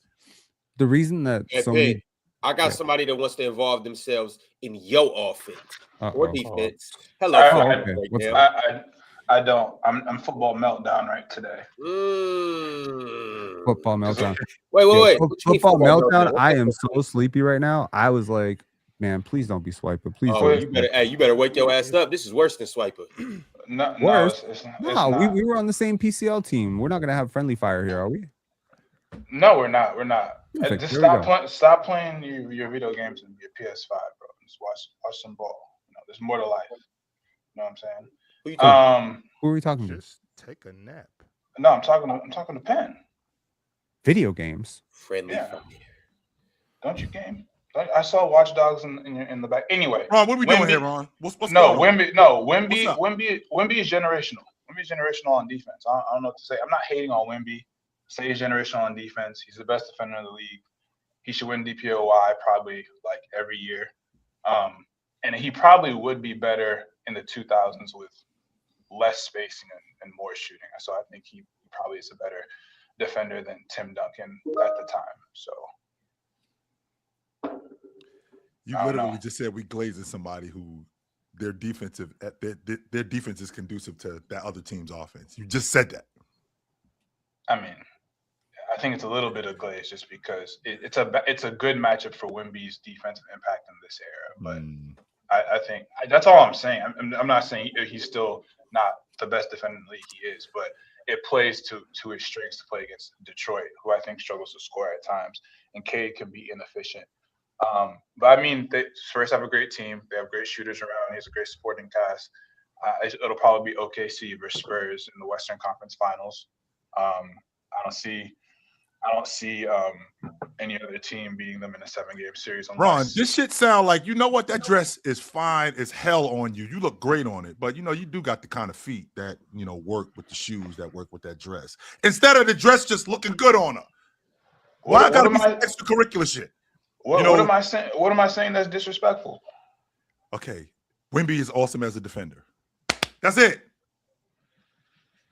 Okay, and that's a compliment. Wemby is a top 3 player. And maybe that's it. No, maybe he's a top 3 player. See, here we go with the bullshit. Here come the I bullshit. agree with that. I agree. I don't think anyone else up here other than Ron would say he's a top 3 player.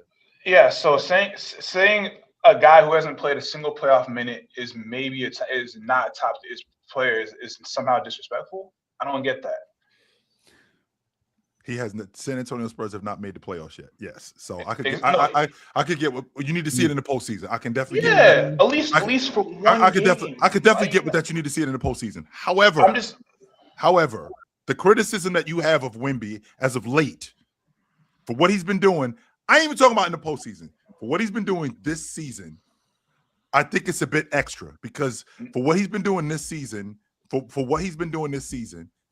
I just think he's been great. I think he's been great. He has been great. All I said he wasn't a top 15 offensive player. I never talked about his defense. His defense is generational. Okay, and a lot of his defense generates into his offense. We can't do that. We're not doing that. Why not? Why can't we do that?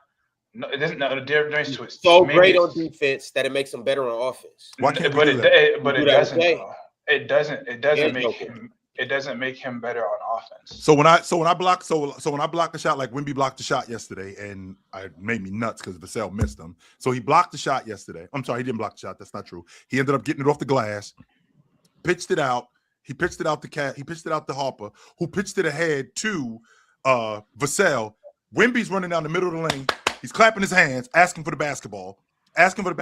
They don't get him the basketball, and these guys collapse on him, which opens up the offense for Devin Vassell to crack one of the 7 threes. So gravity. So you're saying when the threes that the other guys hit is because of Wemby's gravity. Right? He had something to do with that yesterday. 100%. I see. This is where I think you're giving him too much credit. I still don't think that makes. I'm literally watching him run down the lane. Time out. Yeah, I did watch the game. I didn't know it was going to be you that I was going to have to school on this today. No. I did watch the game last night. I'm still not. This is still not going to be a convincing argument to why it makes him a top 15 offensive player. So I'm sorry. Yeah, go ahead. Can I talk to you a little bit? Yeah, please go ahead, Ron. Go back. I implore you to go back. You don't even got to go watch the game. Go watch Stephon Castle, who we haven't necessarily got into how spectacular he was last night. Didn't necessarily shoot it the best, but the way he was able to penetrate and get into the paint and do the things that he does, just playmaking, that all was in culmination of Victor Wembanyama. Now, I'm not giving Victor Wembanyama 100% credit for how good Stephon Castle is, because Stephon Castle he's a future all-star, and it might happen as soon as next year. However, every single play, for the most part, started with Victor Wembanyama initiating the play via screen. Now, just hear me out. Hear me out. Hear me out. Top 15 offensive player. Hear me out. That screen that Victor Wembanyama set was so important for their offense because, once again, we will give Joker and Luka all of the. So we'll give Luka credit as the ball You're talking to the wrong person. We'll give Luka or Joker too. You know how you feel about the basketball community. We'll give Luka credit coming off the pick and roll as a ball handler, but we won't give the person creating the advantage for the screen the credit. And I'm saying that. Hold on, check me out. Rudy Gobert underrated, man. I keep trying to tell people. Football. Who's your favorite European player? Hall of Fame. Who's your favorite European player? No, who's your favorite European? Bina Udry. So. You're gonna lie, but it's Braun. No, I said who's your favorite European player? Because just hating on every European player. I was just like, maybe. Braun is from everywhere. Braun is from everywhere. Yo, I'm saying that to say, Drano. When Victor comes off that screen, it was when you go back and watch, a lot of times Jalen Duren didn't even hedge the screen. But the one time where Stephon Castle got in the paint and dunked it, he didn't hedge the screen, he didn't help, he didn't do anything because I gotta stay with Victor Wembanyama. Why? Because either he's popping and he's shooting at a 40% clip, which he shot at last night. He didn't shoot too well in the game, but he shot 40% clip from where? From 3. Or catch and shoot from 3. Catch and shoot. Catch and shoot. He's like 40. When I'm picking and popping, I shoot at a 40% clip. And when I roll, you've seen how many alley-oops he got last night. When you guys think of offense, once again, it's always the ball's in my hand. I'm crossing over and I'm stepping back. That's not all offense. Victor Wembanyama forces the defense to have to react. When you watch the game, you'll see it's multiple times where there's 3 or 4 defenders in the paint having to collapse on a Victor Wembanyama roll. What is that? It's because they got to tag him, Ron. It's because it's called a tag. They got to tag him. If you don't tag him, how do you assess his playmaking? How do you assess his playmaking and passing? Victor Wembanyama was passing the hell out of the ball last night. He found 2 or 3 guys wide open under the hoop. It was a couple times where he got the ball, found open 3-point shooters, and once again, like that doesn't always translate to an assist because guys don't always make the shot. However, it was Victor Wembanyama made spectacular passes last night. I mean, Ron is 100% right. I was thinking about that too when I was watching the game about like when he set a screen and he rolls to the rim. Like you almost a damn fool if you don't send everybody to the paint. You gotta send 2 people to the paint because one person is not gonna be able to stop him. So that let Stephon Castle, Devin Vassell, Harrison Barnes, even Foxy at times like, all right, we getting an open look every time when we rolls to the basket. Depending on what the coverage is. Now, sometimes they stop him from rolling to the basket by just jamming him up top. But for the most part, they move that ball around. You can't stop him from rolling to the basket every time. So the gravity from him setting those screens, Ron is 100% right about that because you got to tag him. Sometimes you got to tag him with 2 a lot of times. And on that too, I'm glad he wasn't making all those shots. So last night we could see his offensive value without him making all those crazy ass shots in the mid ranges and the step backs. He wasn't even doing all that last night. His value. He can't do that because he can't do that consistently anyway. But anyway. Okay, I can say the same thing about Jalen Brunson when he shoots 5 for 25. When he has one of those games where he shoots 5 for 20, I can say the same thing. That's not the case. Victor Wembanyama, because if that was the case, then his percentages would be lower. But they're not. Once again, Victor Wembanyama is efficient on all levels. He's efficient in the mid-range. He's efficient at the 3-point line. He's obviously efficient as hell around the rim. Offensive rebounds, tip dunks, alley-oops. I'm running the lanes and fast breaks. I make good reads. I get downhill. Like it is at this point, I'm telling you, you guys are just trying to hate on Victor Wembanyama. No, I'm not. So he sounds like a top 5 offensive player. Sounds like a top 5 offensive player. All right. Okay. Hey, just keep watching.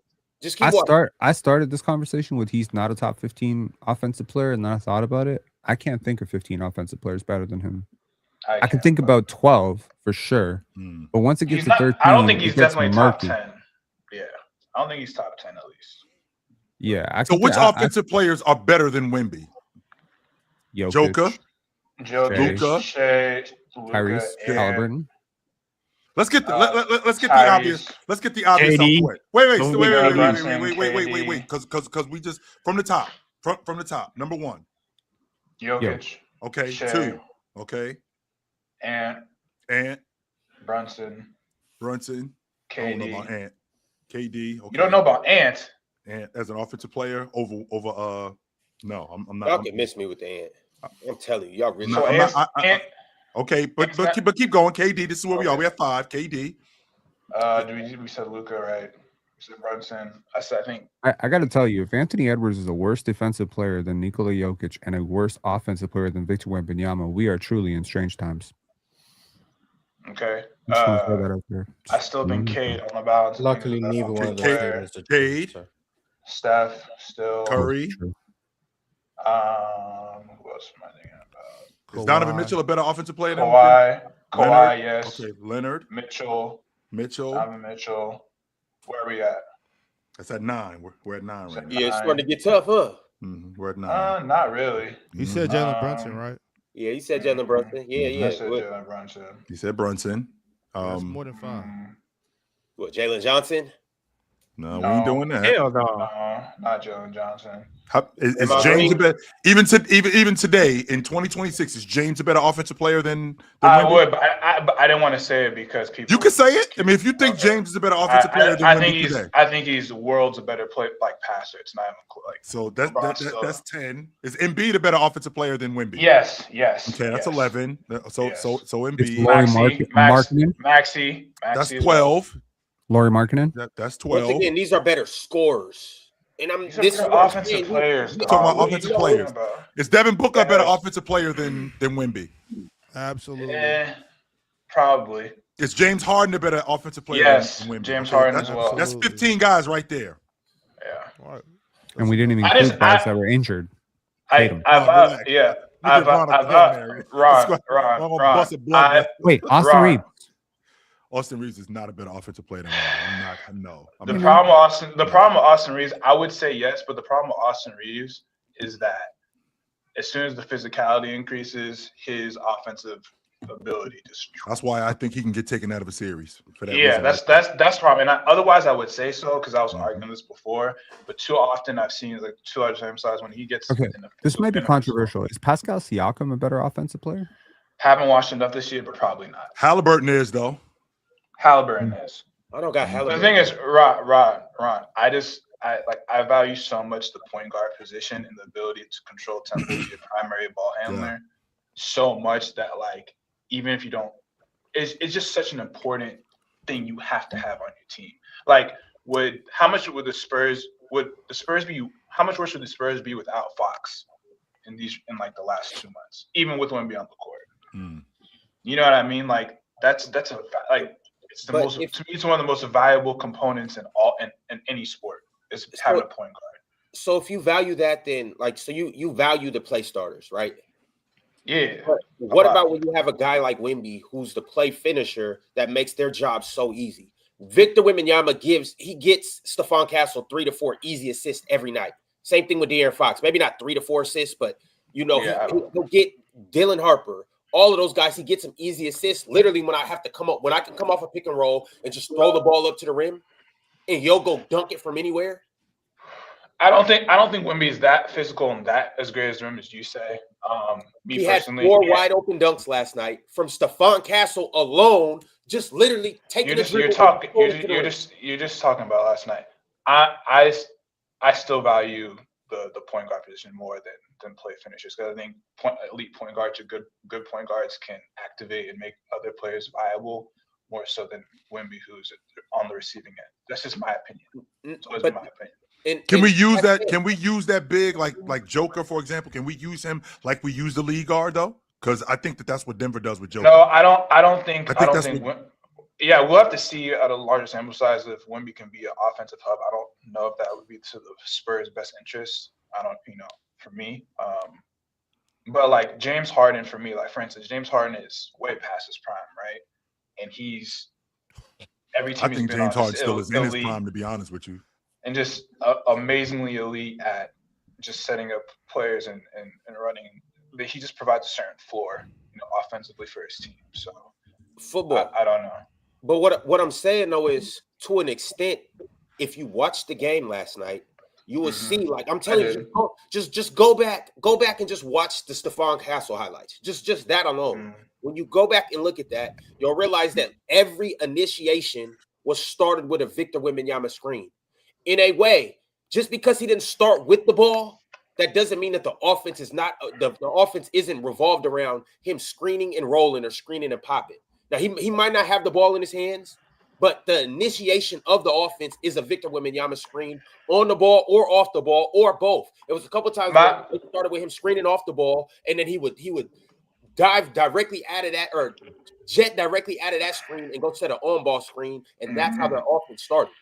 That's how they tilted the defense. I will say is this, as long as you use this same assessment and factors in when you're evaluating other offensive players, that's fine. But that's the thing though. I will give other offensive players credit. The point that I'm making with Wemby is his versatility. He checks every single box on offense. I can beat you off the dribble. I can beat you on the block. He might not post as much as you would like him to, but I can beat you off the block. I can beat you off the dribble. I can beat you catching and shooting. I can beat you above the rim as a play finisher. I can beat you on a pick and pop. I can beat you in the mid range. I can beat you in transition.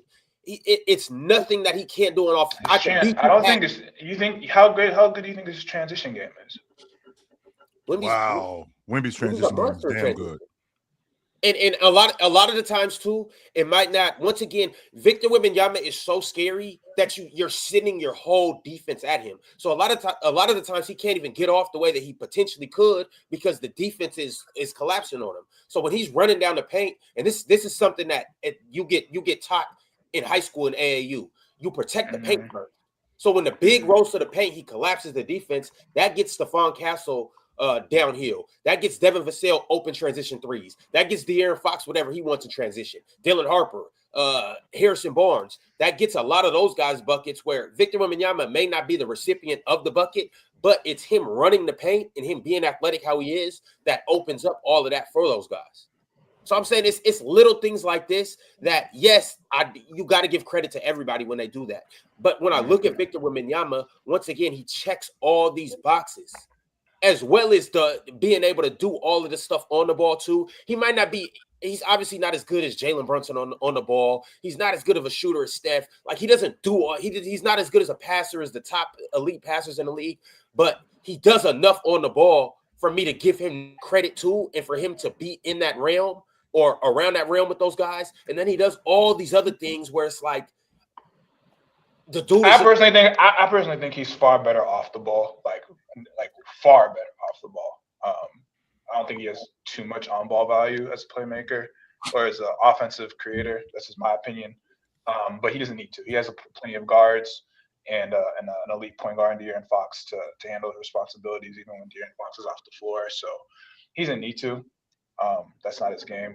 So I just hoped he grows as a post player, and I'm really interested to see how teams adjust to Vic in the playoffs, because even with his defense, I think there's a lot of opportunity for floaters when he's defending the rim. I'm just really interested to see in the playoffs how teams adjust to him. But you don't think that the 4 Thunder games that they played this year, and one of them was without Shea, so we could say the 3 Thunder games and then the Pistons game that we watched last night, you don't think that gave us a good sample size of what he'll look like in the playoffs?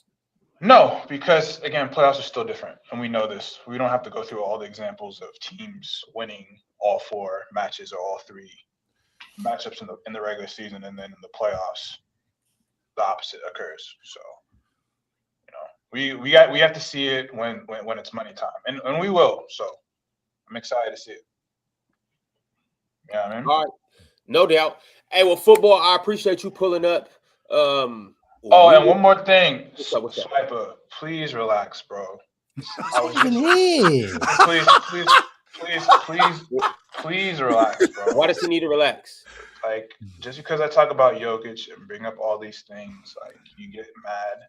We are one postseason away from the 2023 run being a fluke and being an outlier. All right, you played playing teams, flawed teams, cool. His playmaking drops off in the playoffs. It's fine. I know you have him as a top 10 player. You want to hold on to this. Fool's gold? Win MVP, all this other stuff. But hey, Fool's how gold? about this? How about make back-to-back conference finals? I don't know. How about that? How about be the best player in a playoff series? Look at this dude over here. He loving this. This one right here. That's all I'm saying. Because you got outplayed by Shea. You got outplayed by Shea last year head-to-head in a playoff series where you choked and lost and had one shot in the second half for the greatest score ever. And then the previous season, you lost to you got arguably outplayed by a 22-year-old Ant. And then gave up and lost by 50 in a game 6, and then proceeded to choke a 20-point lead in game 7. So I don't know. If your standard is he's better than X, Y, and Z, you got to get it done. Get to a conference finals. Simple. I'm out. Later. All right, y'all. We're about to go ahead and jump into these crunch time chats again. There are a few topics that I want to try to get to today. I want to talk about the potential penalties that the Clippers could face for not planting them trees. There has been a couple things that were outlined that may happen to the Clippers in this offseason. I want to get to that. I want to also talk about the Olympics in 2028. There are 2 legends that said that they are very interested in playing. I want to get around to that. Also, a certain team that hasn't won in over a month 16-game losing streak. Garbage. Losing streak. Trash. Maybe we can talk about that as well. Get these dudes off the floor. Trash, Rod. Garbage. We have a few more super chats to go ahead and get to, so let's do that. The first super chat that I got is from No Longer Gape sent through another super chat and said, the way they was pushing Wemby around and Wemby was not complaining, if that was Luka, he would have been calling the U.S. Air Force. He was He actually would have even called though the Marines, the Navy SEALs, everybody. I think that when he got pushed around early, I think that kind of affected him, but he adjusted to it. He's like, all right, this is what the game is. This is how we playing. So okay, let's play. And I think it kind of caught him off guard. I think it shocked him.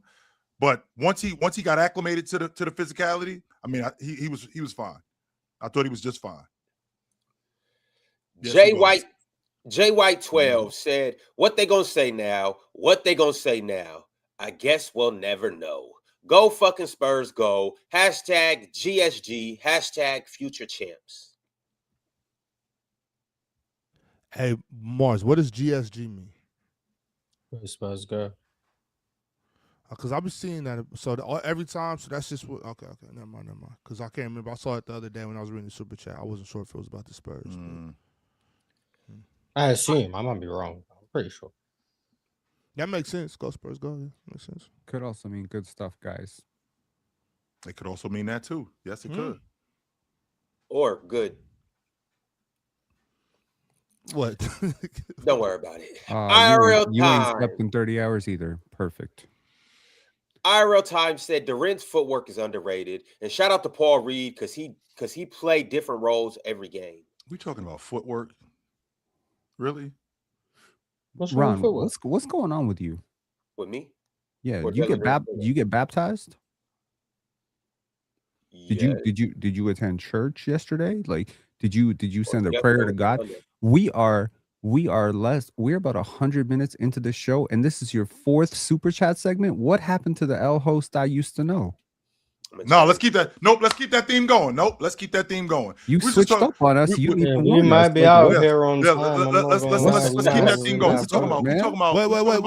But chill. What's the issue? What's the issue with footwork? Footwork. I just don't. I would love to talk about footwork because I don't think we talk about footwork a lot on here, and I think it's interesting to bring up Jalen Duren's footwork. Like, how much does Jalen Duren's footwork affect his offensive and defensive game? How much does Jalen Duren's footwork affect his team? Like, when we're talking about Jalen Duren's footwork, how much has it improved over the last couple of years in terms of him being a defender? Like, when we talk about his footwork, you say his footwork is underrated. Underrated compared to what? Is it underrated compared to I don't know. Hakeem. It's underrated compared to Hakeem. No, we ain't doing that. No. We're not doing that. I'm just thinking. I'm thinking about other guys in the league. Like, I think Evan Mobley's got good footwork. I think Cat has got good. I'm thinking about other bigs in the league, right? I think Cat's got good footwork, right? Like, who is his footwork? How should we be talking about Jalen Duren in terms of his footwork with the best bigs in the league? With some of the best bigs in the league, some of the best guards in the league, how should we be talking about his footwork when you bring up Jalen Duren's footwork? That's what I'm thinking about. Like, if we're talking about footwork, his footwork's better than Moussa Diabate. Is it? Yeah. So, like, to be able to reverse pivot, to be able to know when you drop step in, even though that's. So like that, I feel like that's basic footwork, but like, is his footwork better than Chet? No, it's not. But no, chill. The thing about it though is, I don't. In the super chat, he never said like he's top 5 in the league in footwork. He was more so just praising him, and I think it's warranted. Jalen Duren has what I call strong footwork, where it's like it's 1, 2, 1, 2, 3. He's not out there doing but turnaround, step backs, Euros and all of that. It's quick to the point, and he knows how to get to what he's trying to get to when he gets to it quick and he gets to it strong. And so, like, he's strong, coordinated, and balanced. Yeah, so that's a good which recipe. Is necessary in today's game, especially considering how much faster the game is today and how much you have to be on your toes. Yeah, I could get with that. Yeah, we Also, call those Chill, big drop steps. Big. I want to give you your credit too. You were the first person, and I thought you was crazy when you said it like 2-3 years ago. You were the first person that said Jalen Duren will be on Team USA in 2028. And I think that's kind of like we could stamp it. I just think that we That's back when he was trash on defense. I ain't even giving Yeah. Chill credit for that. No, Chill just made a prediction and he ended up being right. No, I that's ain't not giving true you at no all, credit for Mars. that. Nope, Hell that's not true at all. That's not true at all. I saw what it could be. Like what we get wrapped up in, and you do this too, Mars. You do this a lot with these young guys. You go off of what you're seeing right now, which I can appreciate criticizing guys right now. I look into what a guy is doing right now, and I look into what he could be if we worked with him. Like he could get better at these things. You guys get wrapped up in what these guys are right now, and that's it. This is who this guy is. This is who he's going to stay. And if he does get better, it won't be substantially better. When in reality, guys improve. And I saw it with Jalen Duren. And a lot of it with him, I feel like with Jalen Duren, a lot of it with him was the know-how. Like he was fouling in spaces where he shouldn't have been fouling. He didn't know how to play. He didn't know how to play drop defense. Not only did he not know how to play drop defense, he didn't know how to switch properly. He didn't know what side to switch on. That's where in the pro game, to Ox's point, you got to coach. These guys have to learn how to do this stuff. I don't know how to do this at this level. You might And I even saw the say he potential. started seeing the patterns better. I picked up some chess. Yeah, I picked up some chess. Fair enough. Maybe. Yeah, fair enough. All right. Logan Sparks 23 said the Spurs dominate the Pistons and Wemby has 20 blocks, and we over here glazing Jalen Duren. Yeah. Wemby had 6 Why blocks not? yesterday. Yep. Wemby had 6 blocks yesterday. Can't glaze Jalen Duren just because his team lost. That's sad. I just think that was to be honest with you, Ron, that was a damn good game last night. I expected the game to be good, but I didn't expect it to be that physical. I didn't expect it to be that detailed, which it was. And I didn't expect the Spurs, because what they showed me last night, Ron, was they showed me a tougher team than what I thought they were. It wasn't that I didn't think that they were a tough team. I thought that they were a tough team anyway. But for them to stand up to the physicality of the Detroit Pistons and make it clear that if that's your game plan, you're going to have to try something else and you're going to have to play.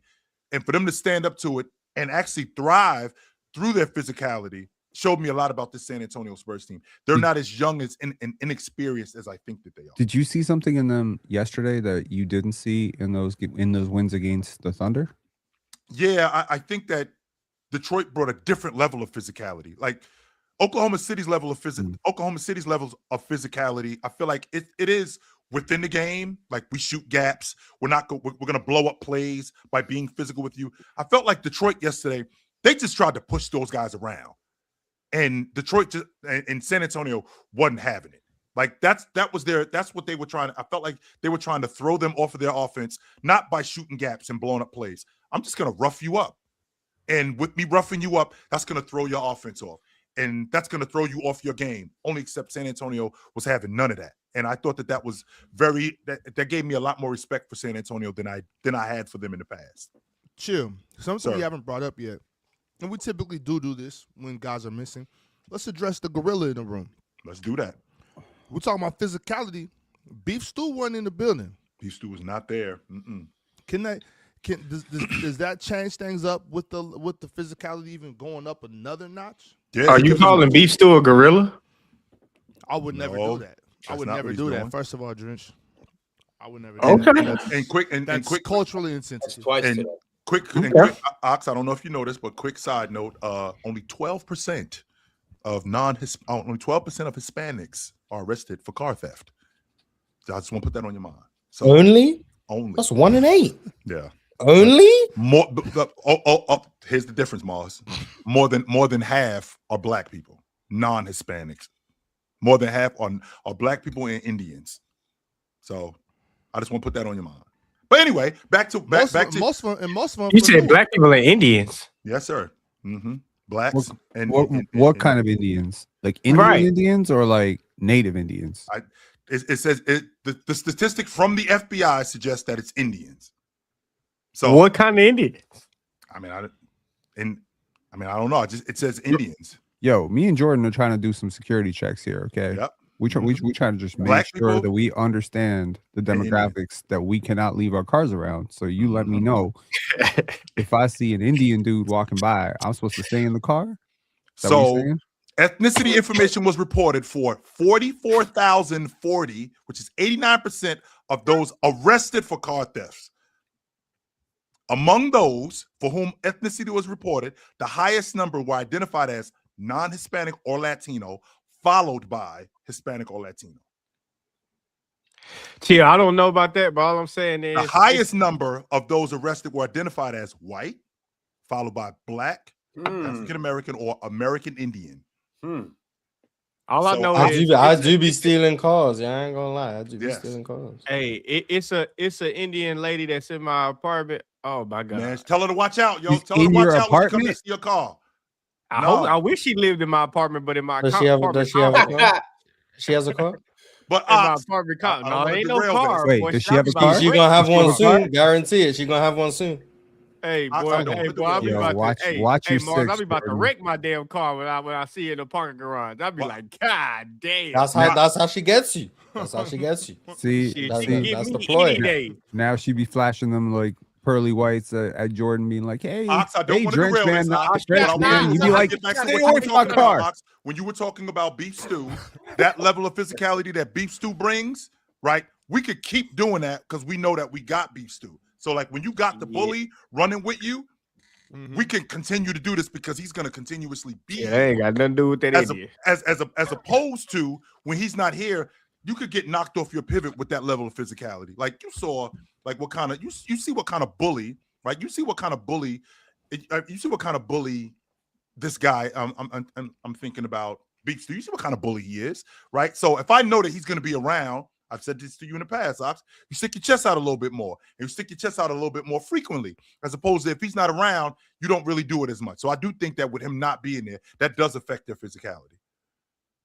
All right, fellas. Julius Irvin sent through another super chat and said, as a Pistons fan being from Detroit, I think we are the most exciting team to watch in the league, especially in primetime matchups. Could be my bias, or do y'all agree? I don't know. They're fun to watch. I enjoy watching a lot of teams. Such as, like, give me a team that you really dig, Mars. Charlotte. Yeah. Charlotte is definitely fun to watch. What about Charlotte do you like the most, Mars? Of all the things that you dig about them, what you like the most about them? Question is that you even know the answer to that question? Hold on, is it Ryan Cockbrenner?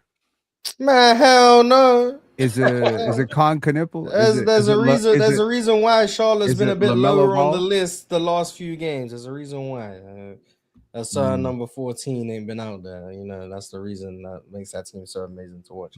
But I don't other know. than that, Con they Knipple wore cool. number 14. That's pretty cool. He definitely doesn't. He's about half as entertaining as the real number 14. That's why he wears 7. But but my goat, man, my goat. That's just. I just like his energy, That's just Mom, high to be level honest with you. I do. Moose, I really like his energy. I do. I love the fact that the energy that he brings on that Charlotte team is really unmatched. When you're talking about a lot of energy guys, like, you know what when it you're is. like me and you put 0 effort into life, you have to have your effort portrayed vicariously through someone else. So Moose's effort on the basketball court is where I get my. That's where I. Is that what gets you up in the morning, Mars? Is that that's what my you effort. I take credit for Moose's effort. So when I don't put no effort in any part of my life, it's like, well, Musa Diabate is putting in enough effort for the both of us. That's kind of how. But wouldn't his effort, because again, how much you dig him, wouldn't his effort inspire you to give more effort, Mars? Oh no, absolutely not. But what it does, it allows me to put in no effort in life because we have someone who's working twice as hard as everyone else. This is so why that allows people like me to do nothing. And this because is why we have guys like Musa Diabate. And that's why we love guys like Musa Diabate. This is why Kobe couldn't stand Shaq. This is why. Absolutely.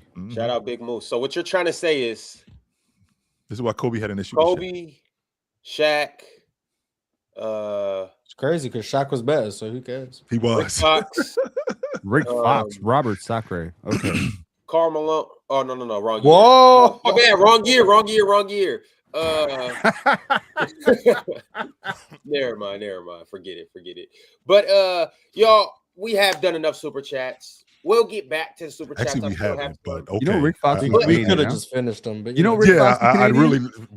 really we have not. So But because Ron, you was on a roll, Ron. You were actually rolling. I Don't was throw the on ball roll. out of bounds, Ron. Yeah, like the offense is rolling, Ron. Keep the offense moving, Ron. You're doing good. You're doing great, brother. Chill. As much as I want to, we have to stop and we have to acknowledge a couple Here we things. go. Because Turn the ball Kawhi over. Leonard and the Clippers are in some serious trouble. Oh, boy. However, before we get into that, I do got to let you guys know about a special night in the Motor Center. We will be in Portland for one night in one arena, and you don't want to miss this. Denny Avdia versus Kawhi Leonard. The panel will watch this game, and you will watch this game if you get your tickets. However, before that, the panel will have their first live show open to the public. All you have to do is buy your tickets in a link. These tickets that you will purchase will get you access to the live show. And then after that, we'll do a meet and greet. And then after that, we'll watch the game. And then after that, we'll have even more fun in Portland. You guys make sure to grab your tickets ASAP. Pull up to the arena, pull up to the live show. We'll watch the live game. We'll have a meet and greet, and we will have a hell of a time in Portland, Oregon, April 10th. You guys grab your tickets while you still can and get them ahead of time. Don't procrastinate like some people that I know. We'll see you guys in the Motor Center. It should be a hell of a time. However, fellas, speaking of the Clippers, oh boy, and speaking of Kawhi, the NBA is weighing potential penalties for the Los Angeles Clippers, and it could include these options: stripping draft picks. It could include banning Steve Ballmer from the arena, or it could include, and this is the craziest one, invalidating Kawhi Leonard's contract, which would make him an unrestricted free agent. Damn. How do we feel about these? Because then he just re-signed with the Clippers. I think I don't think he's gonna re-sign with the Clippers. I think it would ban. I think it would ban him from going back to the Clippers. I would assume. Why? I don't think it would ban him. I think it would just make them redo his contract. But I think that's it. The Clippers. I think the Clippers would get off Kawhi for real. I think they would just get off of him. Like I think it would give them an excuse to avoid that contract without losing money, and they'd be able to get off him because they pretty much in the rebuilding stage without rebuilding. They got Benny Mathurin. They got Darius Garland. They're gonna get a draft pick. I think they would just get off Kawhi, and Kawhi just find a new home with the Lakers. That's really what's gonna happen. Kawhi just gonna be part owner of the Lakers, and Uncle Dennis gonna strike again. This is what it is. Imagine. Looks like Pablo did his job as an investigative reporter, and I know Ox hates that. But he a snitch. He ain't no investigative reporter. He just a snitch. He just worrying about another man's cheese. Where you getting your money from is just crazy. He didn't plant the trees. Cry, baby. Like, god damn. All that rat. What is worth? I was looking at his Instagram. Oh my god. What is worth being reported though, Penn? If that's not worth being, I am still recovering from being called Rick Fox. Am I one of y'all now? He's still on. Am I cool? Say it and see what happens. Everyone knows. Rick Fox is actually really instrumental in the Lakers winning those championships. Well, no. I'm just saying, like, he's Bohemian. He's technically black. Let's just be. So go ahead. All right, Penn. I think it's time to go to sleep. We got a few days left in February. Hold up. Am I lying? But like a year ago, y'all would have called me Mark Madsen immediately. Slava Medvedenko was right on the table. You're moving up. You chose Rick Fox, and that's how I know we're actually I had to save Slava moving up. Thank you, brother. I'm moving on up to the east side. Love it. Honestly, this conversation. I don't know why this conversation gets so stupid every single time we have it. Actually, I do know why it gets so stupid every time we have it. This is major, man. You can't be circumventing. We can't be all emotional about, it's about trees. That's a distraction. The trees are a distraction. It is a way to make it less than what it is. It is about cap circumvention, and that is a major offense. In the collective bargaining agreement, this is defined as the ultimate cardinal sin. If we don't have this, we don't have anything. You don't understand, it's a slippery slope when players can be paid under the table to do things or not do things, and it opens up a door to Pandora's box that I don't think y'all want to open. Because at I think some we do, point, though. because some point Victor Wembanyama is going to be a free agent, and the San Right. Antonio Spurs are going to want to know that a team can't just come to the San Antonio Spurs games every single game, kind of wink, wink, nudge, nudge him, and then when it's time, when he's a free agent, just be like, "Oh, Wemby, we're going to donate $200 million to a school of your choosing in France that, by the way, you own." You can't do that, yo. That's cap circumvention. No one is going to be Oh, able to deal with educate that. the youth. Yes, you 100%. You can't do it at the expense of Wemby, though. Bro, No. Man, them his- kids, them I kids mean, need, them kids it need is books, what it man. is. Yeah, Them they do. kids, them I mean, kids but need at the all end of the types of day- material. But you At the can't end do of it the at day, the the Spurs can pay that money. Mac They don't books. want to, though. They need At that the end of the day, shit, the man. Spurs don't want to overpay, which is Mm. fine. So I don't really think it's that big of a deal because Kawhi got paid under the table to go to the Clippers. Like, I don't think it's that big of a deal. He didn't want to stay in Toronto. Maybe Toronto should have came with a foot in the mouth offer that he could not refuse, but they did not. They didn't Jordan, we want got rules, though, Jordan. Unless Like, that why offer we have was these them rules? relocating to LA, I don't think there was going to Yeah. be. That he was Oh, gonna okay. So stay. it really didn't matter anyway. Then they just should make sure he didn't go to the Lakers. Like at the end of the day, like I said this before, I'm kind of against the Yeah. cap, but I want it to be a crazy cap. Like you can't play a player $1 billion to go somewhere, but can we at least get the cap to where the teams with the most money can utilize the most money? Like it is what it is. Like that's to me I mean, the cap- that's part of it. Because The not cap- all of these the cap- owners the have the cap same is amount there of for a bread. reason. Just so we clear. Right, but that's why though, because they want some kind of fairness. Yeah, not all of these This owners is have the this same no amount of bread. this is absolutely a big deal.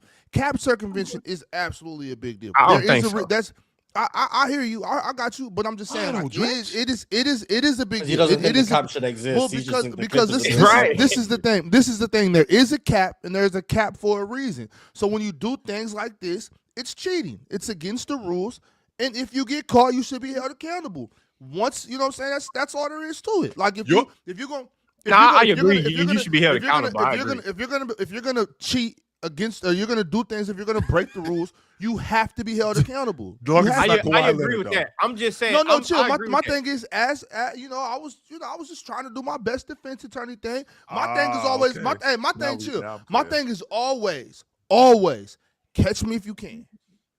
I, You know look, what I'm look. saying? It's I ain't agree. saying that I You didn't do you it. do- Prove that I did it. Is You what do, you're saying. you do, Hey, chill. you do, I you agree. do your job. You do And your that's- job. and- And yo, I'm and that's why he called you Karl Malone. hold on. I don't give a shit what he called me. You relax. Go As take you were a saying, nap. as you were Go saying, take a nap, brother. What I'm saying is, catch me if you can.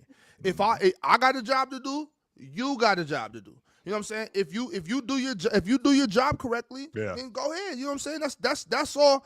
I'm not even once again. I even said it then, chill. I said it. Like if somebody did something wrong, hold them accountable. But you got to find out who is in the wrong here. Who did it? Is it is it Kawhi Leonard or is it Steve Ballmer? Yeah. Who's gonna, you know what I'm saying? Who's gonna face these consequences? Sure. Somebody has to face consequences if you do something wrong.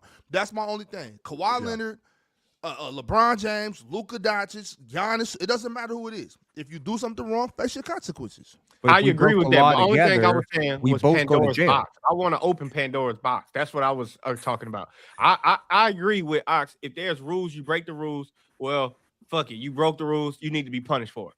I'm saying I want to open Pandora's box to where we get rid of that shit. Like, just get rid of that shit. If Bro, the do you know Lakers, what Pandora's box is, first of all? yeah, if the Lakers, the Knicks, and the Clippers got the most money, let them pay the most. That's not they opening up also pay Pandora's the most box. taxes. No. They also pay the most taxes too. So it's like it is what it is. Like they being penalized because they got the most money and they got to pay the most taxes. Like, yo, 50% of your salary is gone in Los Angeles. So if they pay you $2 million, you getting paid $1 million.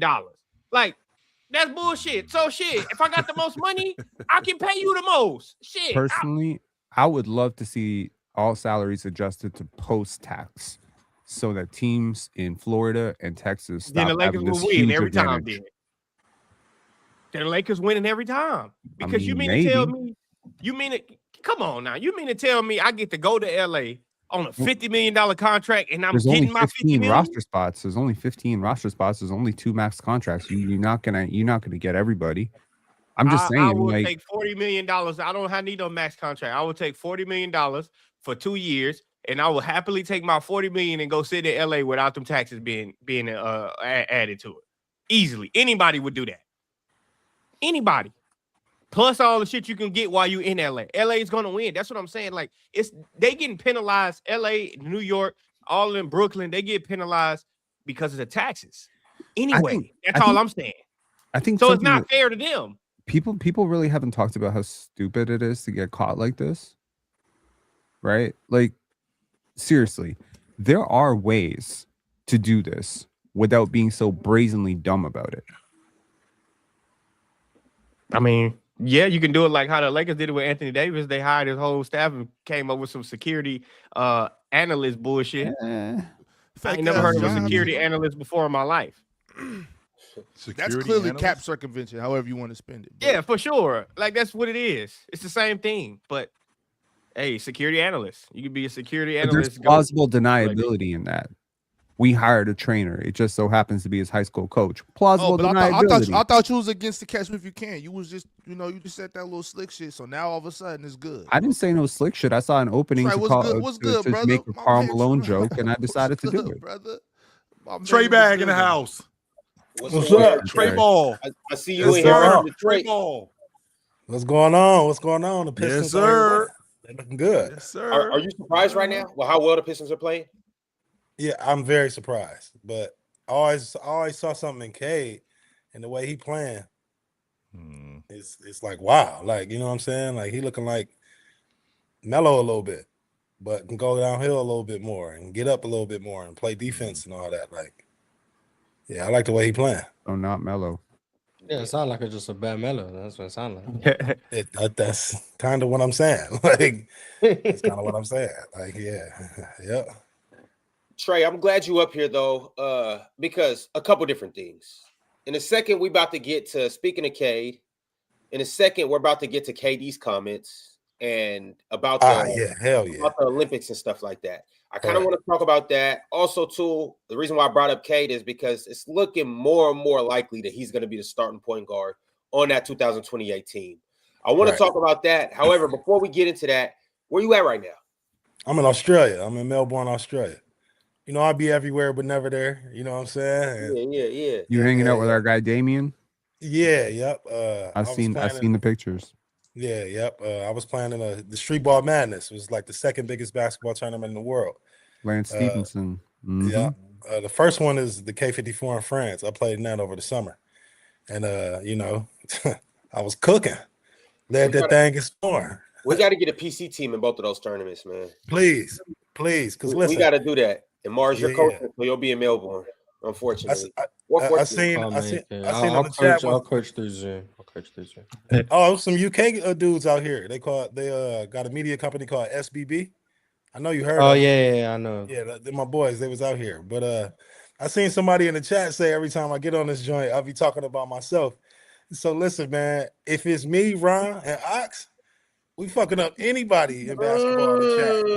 Damn, no love for the Grinch man, not the French man. God, Jordan, you're not gonna play. You gonna say your Achilles is hurt. Facts. until Swiper put that bread on the line, then y'all go see. I ain't heard it all. I ain't seen you hoop yet. So you faking it? I ain't faking it. I'm risking. He learned managing. Yeah, I'm risking it though until Swiper put that two bands up. Don't let me find out you the Ben Simmons of the panel. When is the next one? The next one next year and around this time next year. Okay. We got to talk about that France one, and we got to talk about the Australia one. But hold on, what makes each of those tournaments so special though? So the one in France, it's a lot of NBA dudes in there, top EuroLeague guys. Oh yeah, yeah. So it's tough. Like it's literally one of the toughest tournament in the world. And Luke will be coming out there. Melo used to come out there. Chris Paul, everybody from Team Jordan, and they wouldn't play, but the rest like Matthias Lazort he'd play, Sylvain Francisco, Hi-Fi, like all the French NBA players, other than basically Wemby.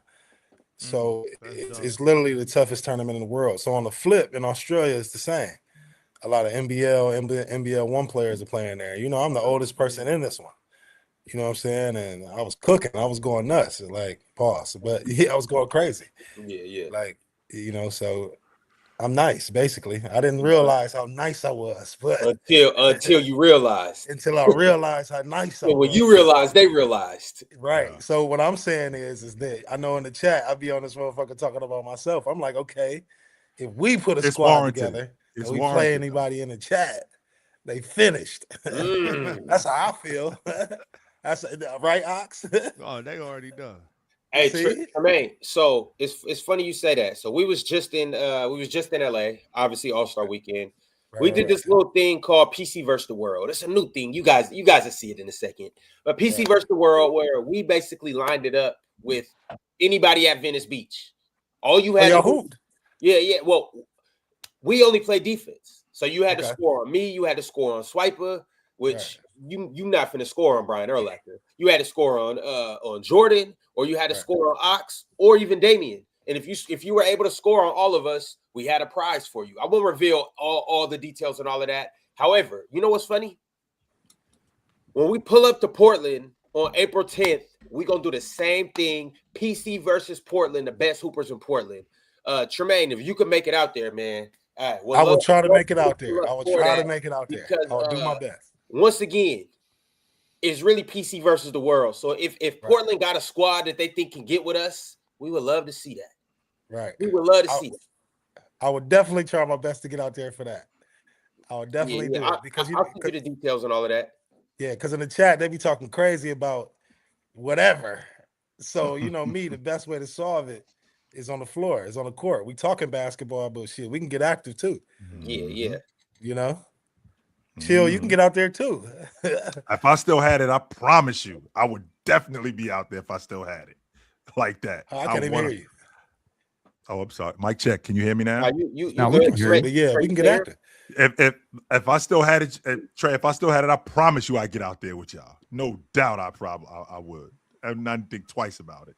I ain't got it no more though. I seen Chill. Right now, Chill might be a little Trey. Chill might be a little bit too old though. Yeah. I see Chill hold that triple threat for too long. He forgot he was holding it. He just traveled. I said, God damn, Chill, that's a travel. Ron did it too. Ron forgot he was dribbling too long. He double dribbled that thing. So shit be having it. I'm just saying. Hey, we can't let Chill referee no more. He called that weak ass foul on that dude talking about I got him on the arm. I looked at the replay 6 times. Chill, I ain't get him on the arm. Ain't nobody come close to scoring on me. That's all I'm gonna say. And I wouldn't even try. Foul. I could have been there all day. Matter of fact, I got a tech on Drench. Also, let's go. Everybody on the floor. I did like 7 in a row. I was tired as a motherfucker, though. I'll tell you that, though. I'm like, damn. What, 7 straight possessions on defense? I'm glad they ain't tell us to get on offense. I would have turned it over. Here you go, bro. I ain't got it in me right now. You was out there playing D? Yeah, just straight defense. 7 in a row. Easy stops. That's crazy. Easy stops. We was trying to see who in LA had the juice. Right. They ain't had no juice for me. Right. So nobody scored? Like nobody did nothing in LA? A couple people scored on me. We can't give away the details though. You know that the video gonna drop. Everybody got to check out the video to see. It was a couple people that got buckets. It was a couple. It was a couple crazy moments that happened, and it was entertaining. But you know, you'll just have to wait and see. The video will drop, and you know we're gonna run it back in Portland, and we'll see if Portland can get the best of PC. Yeah, I ain't gonna never get scored on, Trey. Just keep it. Unless they got a 7-foot giant, ain't nobody scoring on me. Your defense like that? His defense better than yours, Ron? We just got on the defense. Trey, I don't know if you remember this, but last year in San Francisco, I put him on the box. I put him on the box. He did give me with a little shimmy. I put him on the box last. Bring the bill over here, Trey.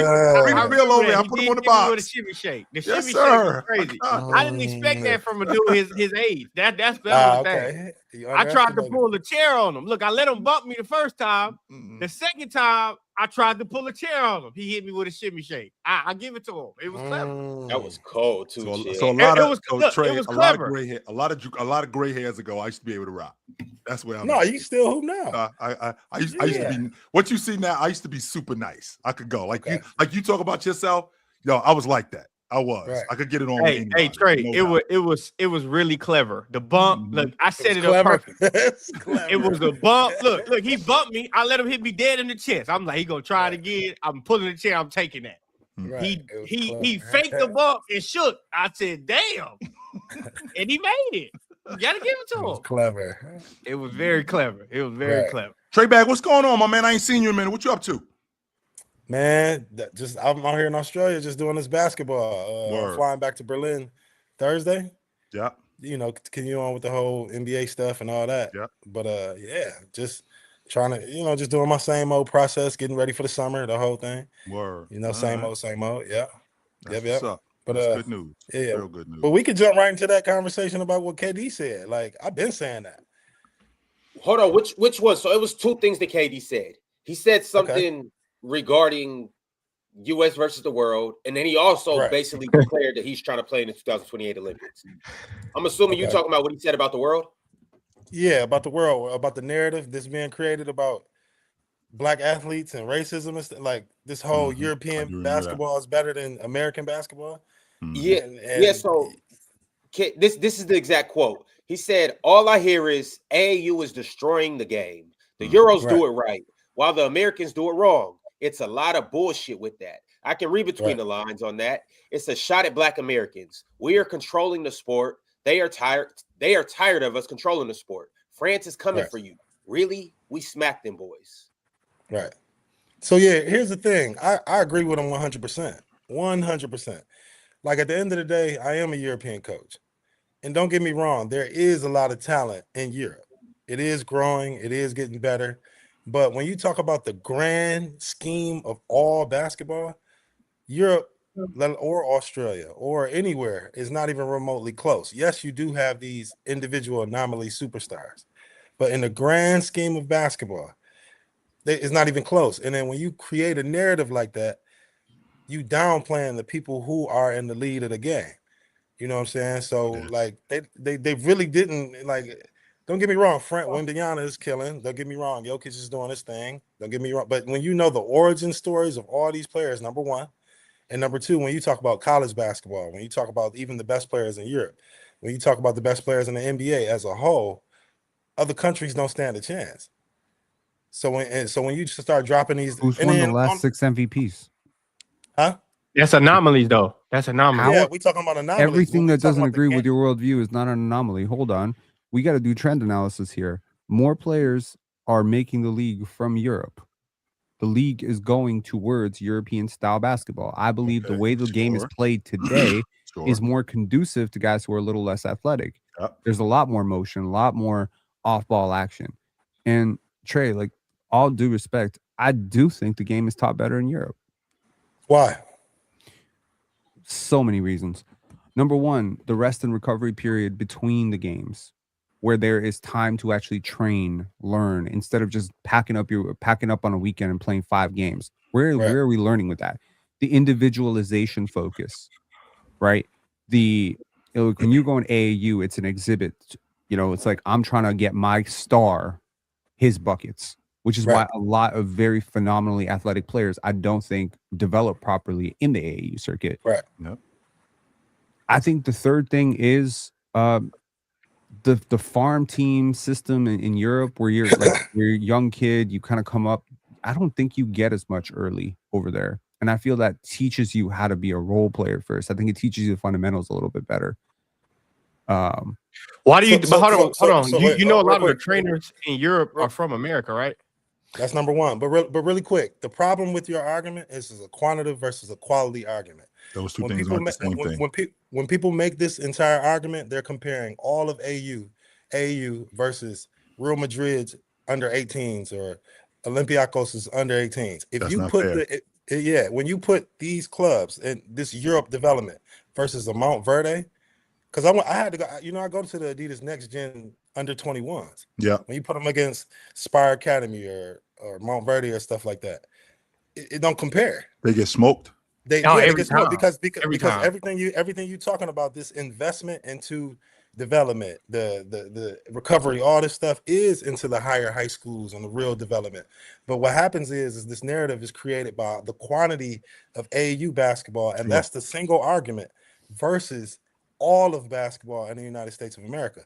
So when we talk about basketball IQ, you refer to Luka, we always refer to Jokic. Sure.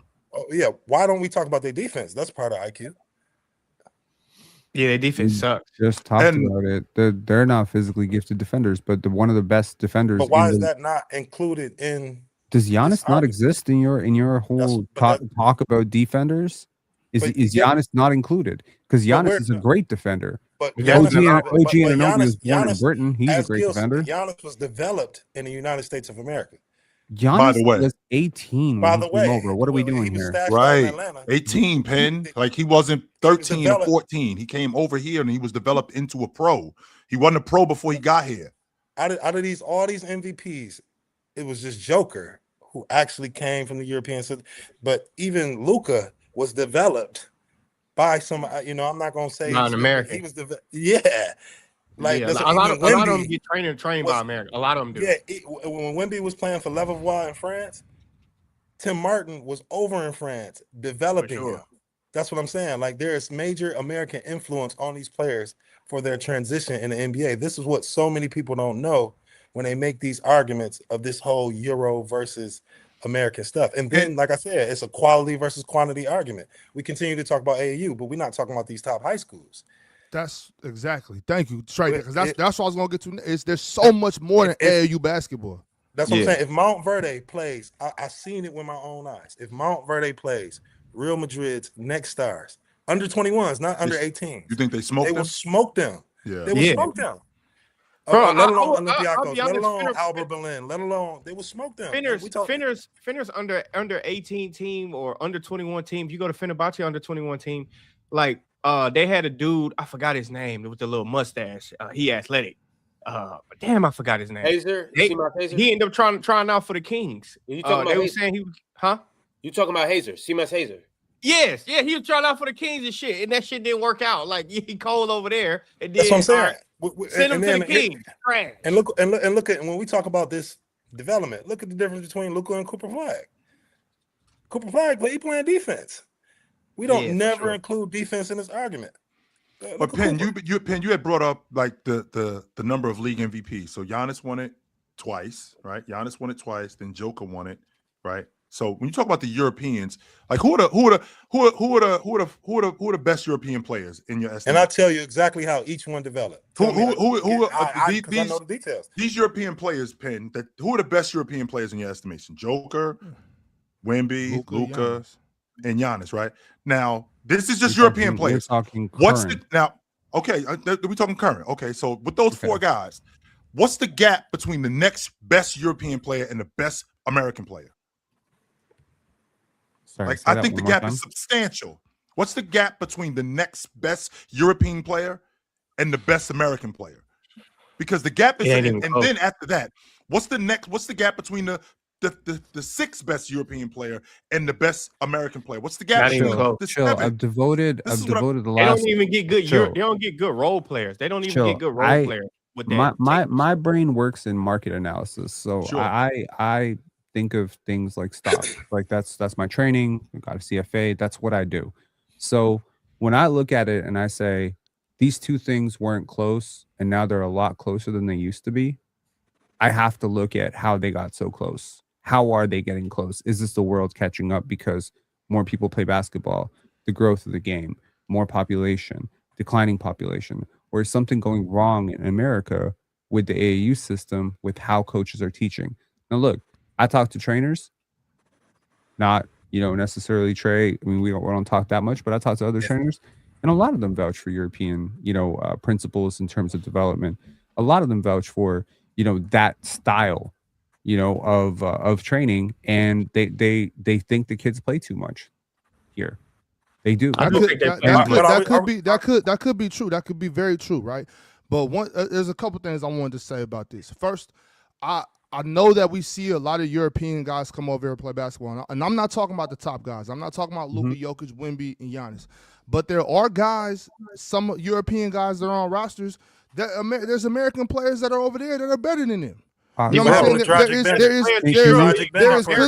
There is clearly a push to globalize the game, bring some more Europeans over here, and there's nothing wrong with that. I'm 100% down with the expansion of basketball. I'm part of it. I want good basketball all over the world. I love basketball, But just because there's an influx of Europeans doesn't mean that those are the top players in the world. There's plenty. Just like the one kid that we were talking about this summer. It's 6'11" kids all through these American high schools running through the lane. He don't even play. Though. He don't doing even play. all of that, right? But that's what I'm saying, Drench. But my other point is, we always have an AAU conversation. We always have an AAU conversation. Right. And AAU basketball is not the end-all be-all to basketball in America, even at the youth level. There is plenty of other youth organizations around the world that are not AAU. You know what I'm saying? And even that's changing a little bit to where they're doing more of a style where it's not just one team, one school. You know what I'm saying? They're kind of working together and they're developing. Like for instance, I coach in the TYBA, right? Out here in Portland. And we have from 3rd, 4th, 5th, 6th, 7th, 8th, all the way up. And we practice and we do skills as well. So it's not just playing games. We play most of the weekends, but then we have a day for skills, a day for practice. It's not just go out there and play. This narrative that's been driven about AAU being just rec ball or just junk ball or whatever, that's not true. There are some teams that do that, but there are also a lot of organizations that are getting kids better at basketball. It's not always just roll it out there, get him from over there, get her from over here, and just go. You know what I'm saying? But that's just a big narrative that's being pushed along with this European narrative that's clearly being pushed. So, Ox, if the AAU circuit is not just about if it's not the only and end-all be-all, like when did it pass high school basketball? Because I don't hear people talking about high school basketball nearly as much as when I was coming up. Like AAU, I've been saying that for a while. was a big deal when I was coming up, but high school basketball was always a big deal. Like when did AAU pass high school basketball? It did not. So before we even get there, let's talk about this system one more time. Sure. About this quantitative and quality narrative that's being created. Number one, let's specifically the French system. The French system, they had pros, and they got certain teams in the EuroLeague, right? Yep. But the unders is something called espoir, right? Espoir is like the farm that feed from the younger players that feed up into the main players, so and that's the G League basically. Not the G League, but like they under 18s, under 21s, under 17s, right? So that's their version of the AAU. Okay. So like, let's say you got one with Le Mans. Let's say you got one with Nanterre. Let's say you got one with Asvel. A lot of these unders be trash, and and they get paid, and it's no different from AAU. We don't. That's not included into the conversation when we talking about espoirs versus AAU. We just talk about the best of the best from Europe versus the whole of AAU, and we that group. But we're not talking about the worst AAU teams here. That's not fair. Keep going, Trey. Keep going, Trey. Let me finish. Keep going, Trey. So then, when you transition into, like, we're talking about basketball, or are we when people use these 5 MVPs, basketball or the NBA? Because when you, as a marketing person, when you're talking about the NBA, you got to hear what Ox say.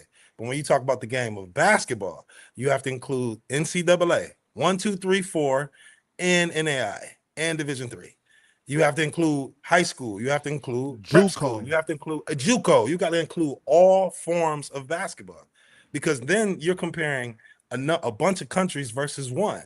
And then the faces of this sport are Black people. You don't hear the same shit in these systems in soccer. You only hear it in basketball. Like, you don't hear this shit like that. You don't hear this. And number one, as a skills coach, as somebody who has been nominated for the Naismith Hall of Fame twice, basketball is not that complicated for it to be a whole thing about IQ. It's not that complicated. Just because somebody might take a bad shot, or just because somebody might throw a turnover occasionally, that doesn't, as a whole, say a group of people don't have enough IQ to play a game, versus a whole nother group of people who clearly don't play defense. The bottom line is we are spanking them in basketball to this day. Basketball is ours to this day. Now, it's a lot of great basketball players around the world, but I mean, right. But when you when you say that out loud, when people can get on TV and they're losing, they're in the second, they're losing an Olympic, they're literally losing, and they get to say out loud, the American IQ is trash. you're generalizing an entire group of You people. just generalized, but Europeans don't play defense. But They there's don't. Manu Ginobili didn't play defense. First and foremost, Manu winner Ginobili can is say not whatever, European. right? He's from South America. That's number one. Or So just- stop with the First Manu of Ginobili thing. First He's of not all, Got European. he The came winner up can in respond. Europe. Got No, him. shut. winner can Nah, respond. you're They not say giving whatever me a they want. geography lesson on Manu Ginobili because if he came up he's over there, then Giannis came up over here. Giannis came here when he was 18. Got Okay. him. Yeah, he didn't have very much skill. So what are He we was in a doing here? second league in so Greece. hold on. Shit. Greece didn't what- even believe in it. Greece didn't even believe in Did it. He was in y'all the second just league in Greece. invent another Giannis that was living in Atlanta, growing up in Atlanta? I don't know what. Look. but I'm he was- very, you- I'm very but you know tired he- right but now, you know but he I'm was not playing- so stupidly tired that I know that Giannis Antetokounmpo was not developed in Greek league. I know that. Yeah, you know he He was wasn't- playing in the he second wasn't league shit over over there. there. They didn't even believe in it. What do you mean they didn't believe in him? He was That's why I playing had in the him second second league. He didn't Because play he for wasn't very Olympiacos. good. It's not because they He didn't believe in him. This So is where the did he develop? Exactly. He No, got no, good no. over here. Or He got Okay. good over He here. didn't in play the for neither States. one of those teams. That's his hometown. Oh Lord. He got Okay. good in the He didn't States. play for If you're Olympiacos gonna or talk about Panathinaikos. your They're no, both hang in on. his If you're hometown. gonna talk about Europeans not playing defense, we need to hammer something down. If we're gonna take a average group of European players and an average group of American players, which of these groups is more likely to be injury prone or have their Which career one's likely to be derailed by better? injuries? Which one's likely to be better? Well, wait a minute, Penn. Which one is? Wait, are you suggesting Make that? this, you know Are what? you suggesting- Do me a wait, favor right now. Stop right there, Penn, because you're saying that we're more likely to be do you a injury prone favor. because we're more likely to be injury prone because we're overworked. Is that what you're saying? I'm saying that So there if is that's true, then that also means that I'm more likely to play through No. injury because I know how to play when That- I Bro, am you're overworked. not You, always- on the other absolutely hand, those are two don't know different how to do that. things. Chill. No, it's not. Those are two Got him totally different again. things. The argument that you're standing on is that I am more injury prone because I'm overworked. Well, the fact that I'm overworked, It's not that you're I know that I can overworked. work through injury. You, You're on not the other hand, don't overworked know. your muscle. What are we doing here? Is there What am I missing kinesiology major here? What am I No, missing? this I is not actually did. overwork. I actually did. Chill. This is not overwork. 5 games. That was, in fact, Penn. That was your argument. 5 games. That's a You're lot of not- work. Chill. You don't have time to prepare for 5 games. Okay. When you so- play 5 games, you're not scouting. You're not Okay, learning. This right. is how learning is done. But That's you what I'm trying can't to use tell that y'all. argument because that's AU. Well, I'm not talking about AU. I'm using it. Okay. Right, but- Whether like I'm Because you just want to be wrong this bad? Like, why are you No, using it? Why? Okay, Why how we about gotta use this? AU? How about this? There's no reason no. to beg to We be could wrong. talk in superlatives. We can say this guy gets injured, these bums don't play defense, and all that shit. I'm gonna ask you a series of questions. You tell me who does it better. Is it America or Europe? And Who's you better at probably- forget that, Ox. Why do you Why always are we what we forgetting talking that? about, That's though. the point. That's the No, whole no. That's the point. conversation. That's what That's- we're talking about. Basketball. No, we are. Who's we are better not, at basketball? Who better in Oh. basketball? My God. Who's better at basketball? Penn, why? Okay, Penn, I want you to stay right where you are, Penn. So why aren't they better? Like, because to your point, you talked about being overworked. You're talking about the excess of training, right? Yo, You where talked was about basketball invented? Who's basketball better was at in- basketball? Okay, Like, stop going around it. Who better in basketball? Basketball was invented in Seattle, but go ahead. It was invented in not. Kansas, first of all. Who better in basketball? I actually think invented it in was invented in Canada. Canada. It was But who's actually better at invented in basketball? It was not invented in Canada. I can't believe we talk about a show. Who better in and you don't know basketball? where the That's, fucking I sport don't was even care. invented. Who is better at basketball? This Who's is better the in basketball? problem. Oh my. No, the problem is I- that I- the problem is that you're Basketball so was invented egotistical, in so stubborn that you are begging to be wrong and you can't answer this simple question. Who is better at basketball? Not who's more injury prone, not who doesn't play defense, Okay. not where was it invented. Let me Who's prove better to at basketball? Let me prove to you who's better at basketball, dear Ox. Could you let's answer the draft- question and then prove it? Who's better? Because I got to go in a second. I got a meeting.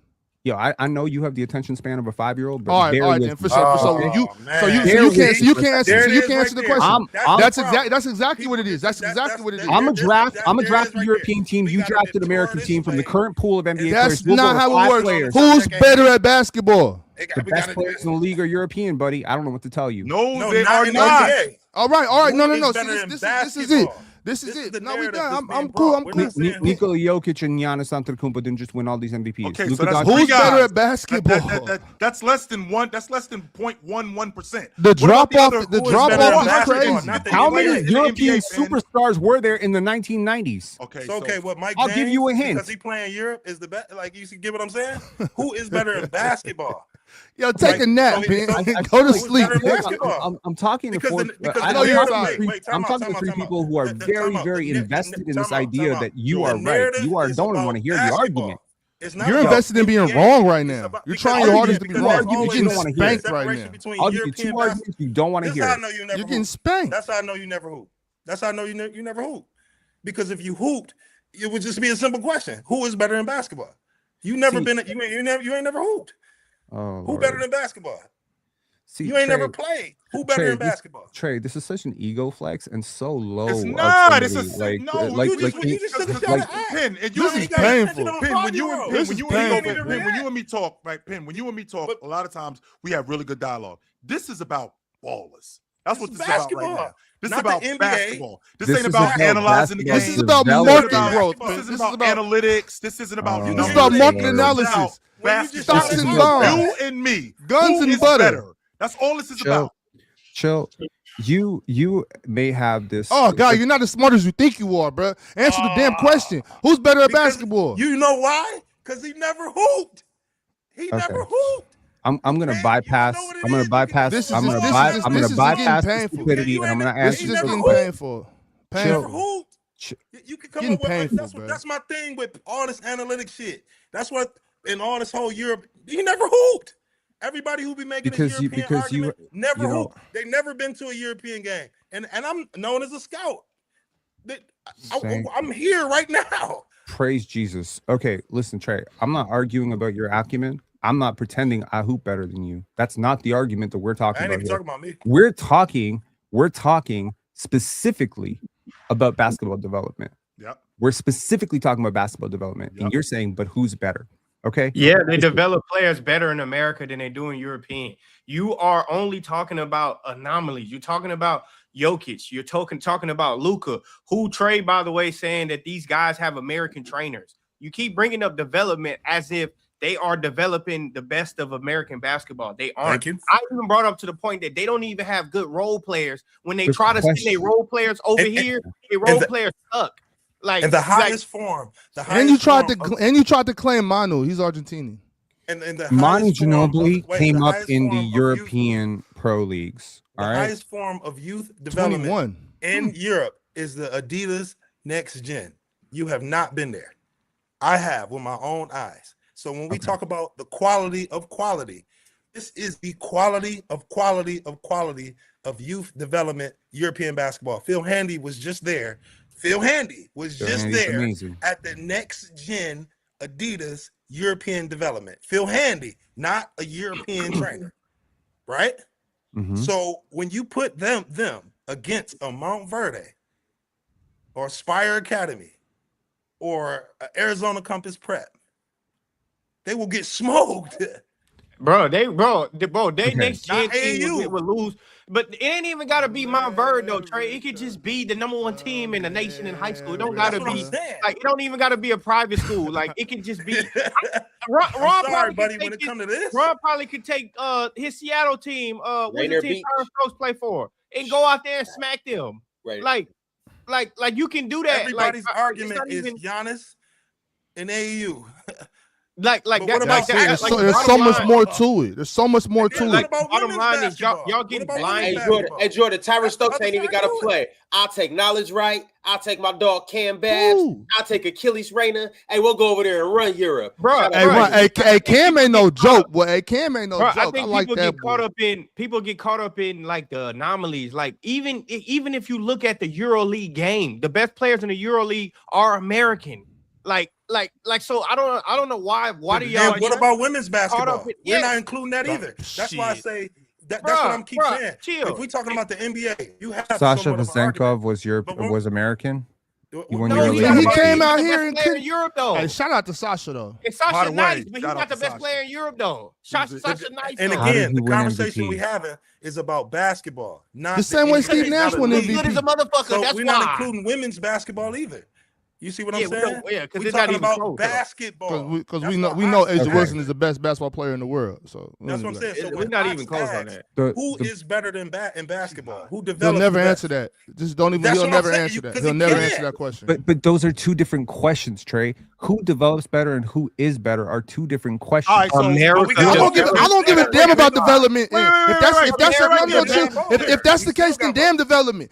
You wasting all that time being developed. Then if those are two different questions, I don't give a shit about development no more. Wait, Then but no, because this we is still what I'm better. saying. The development That's question, what I'm Ben. saying, Ox. We Okay, I'm develop sorry, better too.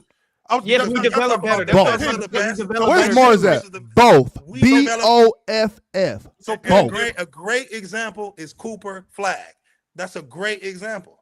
What about these, Remain. and not just Cooper Flag. What about these kids that are coming in the draft this year? This kid AJ Continental's DeMonster. great. What about this AJ kid Darren Peterson? What about this kid Wilson at North Carolina? What about this kid? What about this kid Boozer? Like these guys are developed by Americans. But Penn, why do you think Europeans are? You already answered that. Other than AAU and them 5 players you keep naming. My view on this. Well, I wanted to ask the checklist question, right? Yeah. So I wanted to ask Trey specifically. Please take me off the big stage. Like I haven't slept in 30 hours. I probably look like shit. Please take me off the big screen. Okay. In terms of positionless skill sets, do you believe that Americans teach that better? Or do Europeans teach that better? Like, are Americans better at teaching guard skills to bigs and big skills to guards and vice versa, teaching the game at a youth level? Who do you think is better prior to the age of 14? You think America is better? Okay, we're going to give that to America. Club system versus AAU. You think the AAU system is better? Like the quality of I'm talking per capita. So don't use volume because that's a big thing in America's favor. There's a lot of people who play basketball in America. Right. Okay. Basketball is a much bigger sport as it pertains to national appetites in America than it is in Europe. Right. So when we're talking about the European growth, it is anomalies because picking up a basketball instead of a soccer ball is an anomaly. You are weird if you choose to play basketball in Europe. That's the point. But we're talking about the people who pick it up. Right. So in that case, who do you believe is better in terms of teaching the game? So that we have to shift the question a little bit because you do have to include the prep schools and the private schools and stuff like that, right? So I'm like as per capita. So yeah, I'm saying the average player, okay. So imagine 300,000. So here's what I just want to narrow it down to a specific thing. Okay. If 5,000 people pick up a basketball in Europe, then I want and 5 million people pick up a basketball in America, then I want you to talk about the median individual in that group. I know, but that's how we're going to get to the bottom of who's teaching the game better. But the problem with that specific question is it becomes quantitative. Like you can't. You have to. And who is better is a quantitative. And you also have to. If you could take that same 5,000 and a specific demographic, you're gonna say the USA. It's a much difference in that 5,000 in Texas or in New York than it is in Minnesota or it is in Kansas. You see what I'm saying? So on the one hand, on top of that, Penn, on top of that, Trey, to answer your question, don't forget, Penn, these 5,000 people who pick up basketballs, they're in academies, they're in clubs, and these are the best of the best. 5 million people in America, these are people that you find at the park. These are people you find in rec leagues. And they don't get the attention that they're supposed to get. Right. I'm actually saying something different. Sure. If you go to a basketball state, like rather Texas. Than a state that, yes, okay, that 5,000 is better. The development is better. So if you take Texas versus France, Texas. Do you fight that, Penn? I think that's fair. Like a basketball state like New York, a basketball state like New Jersey, like Michigan. Like if you take 5,000 guys from Indiana, take 5,000 guys from Indiana, just ballers. So, right? So you take 5,000 totally guys. The question, but to counter that is we just choose a state. Sure. Like you take 5,000 Penn. If you take 5,000 players from Michigan, Indiana. You take 5,000 players from Italy. Like who do you think is going to be better? California. That's who's going to be better. Why are we ignoring the obvious elephant in the room? What's that? No, Like, no, why- keep the why are check. we No, ignoring but it? keep it going. No, Basketball do your is a checklist. tall person's game. No, we're not doing that, no, Penn. we're not Hell doing no. that. No, We're not hang doing on, that. chill, No way, hang Penn. on, hang on, Because hang if on, we're doing hang on. that, then you got to No, answer listen- Oscar's listen to me. question Hold on, about. listen to me. Then you got to answer No, Oscar's just hear question me about out. who's better at basketball. Wait, What You're not wait, doing Neil's that, about to Penn. cook No. y'all. I hear know me where out. he's going with What this. are the Ron, tallest- this is getting painful. No, bro. I know where he's going with What, this. who Cook are, these what are the guys, tallest man. countries in Europe? Wait, Penn. Wait. We got to question 2. I just fixed question 2. Let's get to question 3. It's USA question 2. Because I just broke it down to states. So we're gonna take either California or Indiana. Let's get to question 3. Okay. Oh, you breaking down. Oh, baby, come on. No, I'm not. I'm not You breaking quick, down. You quick. Come on. I need you. You quick. Come on. Okay. Practice versus game. So which of these philosophies do you agree with? I'm gonna lay out a plan for your. Let's just say it's your little brother or your son. Yes. We're gonna play one game on Sunday. We're gonna do strength training on maybe Monday. We're gonna do recovery on Tuesday. Film study. We're gonna do some sort of other sport or some sort of connected activity on Wednesday. We're gonna have a practice on Thursday. Then we're gonna do recovery on Friday, and then we're gonna play a game again on Saturday. We're gonna have 5 days in the middle. Age is this? What age is this, Penn? What, like 13, 14, 15. 13, 14, 15. Yeah, Okay. around there. Versus we're gonna play Monday. We're gonna have a practice. We're gonna play Wednesday. We're gonna have a practice. We're gonna get on a bus and we're gonna play 4 games. And we're not gonna sit there and dissect the game film. Who's doing that? A lot of kids, yo. I've talked to kids who play 5-6 games in a week easily. That's okay. Those kids, if you play Monday, Wednesday, and all those games on the weekend, then that's not just one program. Then that means yeah, you're in multiple programs. You're yeah, playing yeah. for your That high means school, that means you're you're playing with your high school team. But yeah, most if you're playing if you're playing on a high school program, if you're playing for a real high school program, you're not playing with your club team at the same time. Not in October, November, December, and January. That's not happening. Who do you think teaches passing angles better? Oh my God. America does. Footwork? America does. America does, man. America. America. No doubt about Okay. that. Yes. So Europe ain't got shit so far. Who do you think teaches footwork better? They ain't America. shit. Not compared to America. America. I have not been to one European program. Yeah. Where they have sat up and broken down somebody's footwork. Okay. I live in Europe. Decision making? Hey, Penn. Mhm. Well, I'm glad you said that because this could actually go into playing chess. Who teaches how to make the correct decisions on the chessboard? But that translates over to basketball too. Earlier we was talking about this, Trey. You might be lost, but Victor Wembanyama's an It does. And Penn, to answer your question, so Germany, Netherlands, Croatia, Montenegro, they have the tallest people in the world. Serbia has tall people too. Mm-hmm. Also, I am blissfully short by Serbian standards. Most of my friends are like 6'2", 6'3", 6'4". I'm like 5'11". I look like I am very, very tiny. What I will say is that height does play a part in basketball. Average population size. So chill. Like as an estimate, you take a country like India. Why have they never produced an NBA player? They have. They have a lot. Who? You're 7. Who? Yeah, the kid that played for Memphis. Ain't he Indian? You're 7. What's his name? He playing in Europe now, though. You're 7. Yeah, he played with the Georgetown, played for the Miami Heat. Okay. This is what I will say. Especially when you name a place like Serbia, is that players are gaining in Europe a lot more tenacity. This development narrative is not so much true because in Europe, you have a coach with a specific system who's going to live and die with that system no matter what. It don't have nothing to do with footwork. It don't have nothing to do with passing angles. It don't have nothing to do with that. But what I will say to help your argument, I'm working with you, is that European players, their tenacity is growing. So even under the worst circumstances, even with the sense of not being able to play basketball, you do have individuals who are breaking through, who are becoming killers. That's where the growth is actually happening. It's not so much development. It's the mentality of these European players where they're not afraid anymore. That is what's growing. I think. But in terms of development, you got to see it. Like one day I'm going to have you come, Pan. One day you're going to come to Europe. Me and you going to sit down because I do want to hear your mind too. You do have another view of basketball that I don't even necessarily have, regardless of my resume. And how I got to my position is by listening, learning, and absorbing. You know what I'm saying? From people like that, from people like Penn, people sure. like you. One day we're gonna come over here and you're gonna look at me and you're gonna be like, "Damn, dog, you was right."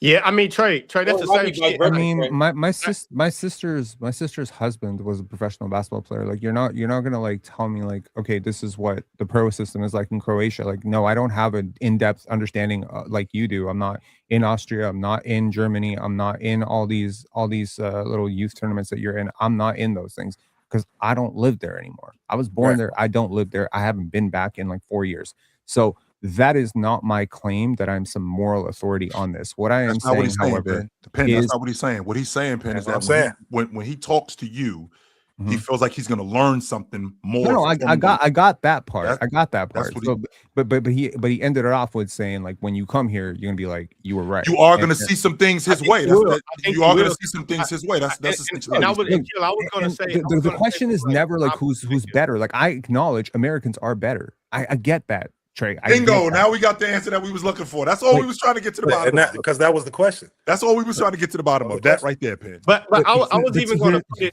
put it in perspective like this, like from a personal point. Like, I always say this all the time with my best friend. He played in the NBA. And when he first was going to the EuroLeague, they was saying that he could not play in the EuroLeague. They was literally saying, he can't fit in the EuroLeague because he's not that good.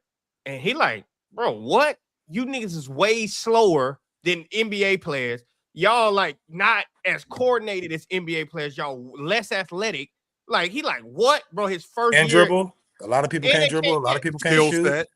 His first year in the Euro Cup, the nigga averaged like 20 something. Yeah. They don't even have a place to, bro. What? They don't even have a place to develop.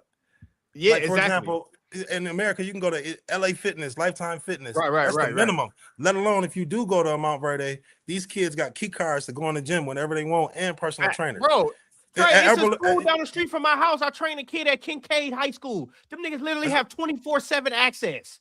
In Germany, there's not one private gym in Germany. Terrible. I played in Germany. No, Germany is there is no private gym. So when we talk about this development, where?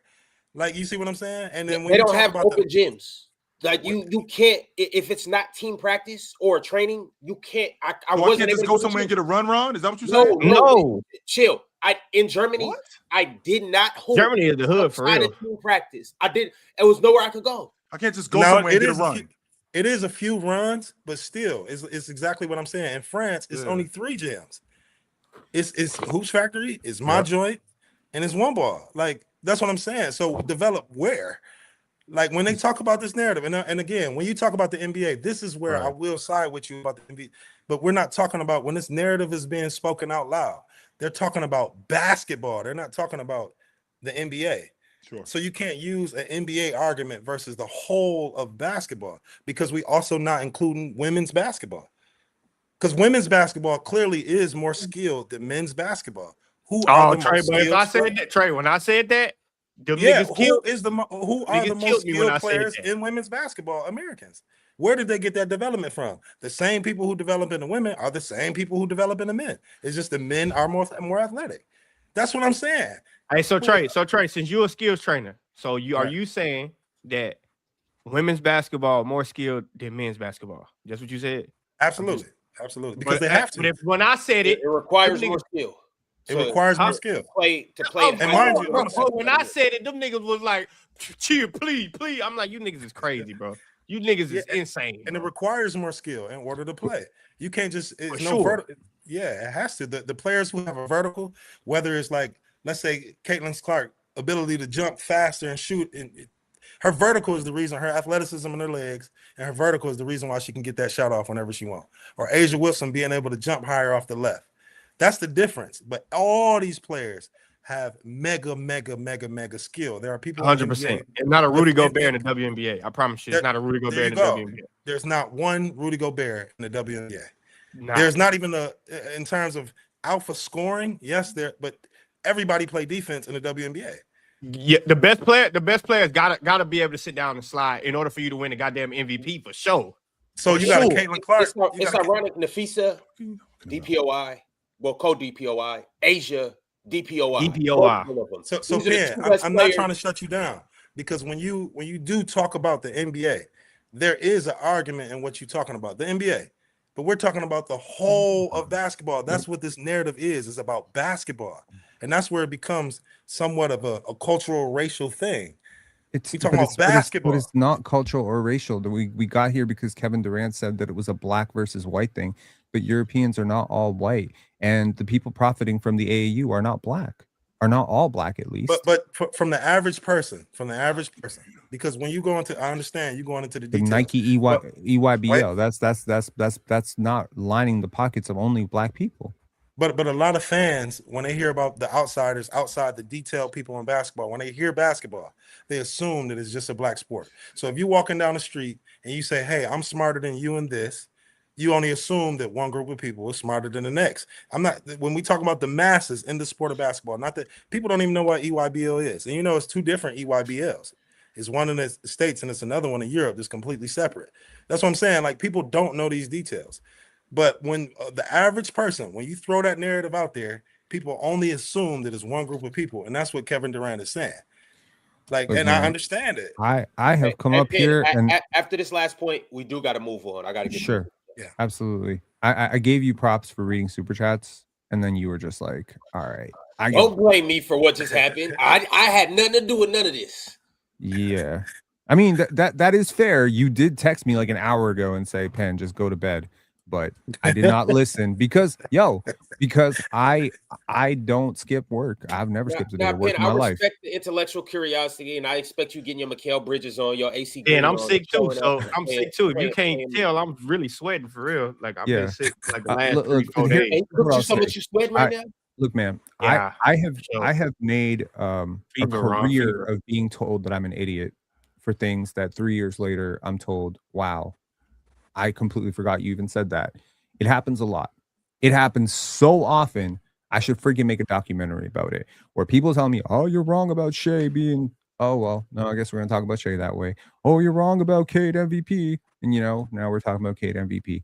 We can go down the victory lap list. I'm not wrong. I'm early, Ron. I'm early a lot. And here's what I'm telling you: the reason that I'm early, not wrong, but early. Not wrong, but early. Print me a hat so that I can throw this one away. Look, shit, Penn, you're gonna be 600 years early before that shit catch up. I'm not 600 years early. What I'm saying is the reason that I am often very early on things, and I'm not perfect. The reason I'm early on a lot of things is because I do the trend analysis, and and you may not see this as charts, but Trey, 25 years ago, the idea of multiple European head coaches in the NBA, inconceivable, truly, based on what I don't think they need that many dishes. Culture, I fucking hate that shit now. Okay, well, this is why we can't have this argument, because hating on a person for being from another place is crazy to me. No, it's not wild. That's not even what I'm saying. I'm saying, like, bro, because they've had to absolutely work. Shit. Like, James Borrego is a sucky ass coach. He fucking sucks. They keep hiring him. He sucks. Like, he fucking trash. But like, they just hire him because he came from Europe. Like, who gives a fuck where he came from? He trashed their head coach. They do that shit. They'll fire Byron Scott. They'll fire Nate McMillan. But they'll fucking go hire James Borrego. The motherfucker sucked everywhere he went. He sucks. Like all because they got we got to expand the game. It would be on reputation more than anything. It would be. Jordan. Would it surprise you if I told you that James Borrego is not European, but he's actually American? But where did he start his coaching from, Penn? San Diego. No, I'm saying when he became all of these type of coaches. When he became this coach in the NBA, he came from Europe. That was one of the things when he first got a head coach. To my understanding, the dude from the Suns too. The dude from the Suns that got fired. Dude, what are you talking about? He's coached America. I will say, Penn, to your argument that somebody like David Blatt didn't get a fair chance. No, he didn't. David was a great. So here's the thing, Trey. He's a good coach too. David was a great coach, but here I'm going to tell you this: this idea of Americans versus Europe comes from like Cold War paranoia. Okay, it comes from a lot of stuff. There is a lot of history here. So when a European coach comes in and they don't have the right attitude about it, and you know what I'm talking about is true, like a David Blatt, where he comes in and he's like, "Yo, I coach Moscow, I coach Benetton Treviso, I'm the shit," and American players like, "Motherfucker, you don't know shit," and that's the problem. The guys who've made it so far, Jordi Fernandez, Darko Rajakovic, They cut their teeth as assistant coaches for a long time. They built huge, long-standing relationships. They have proof of concept. There's no way that Darko Rajakovic coaches in Europe, walks into the NBA and gets a job as a head coach. Impossible.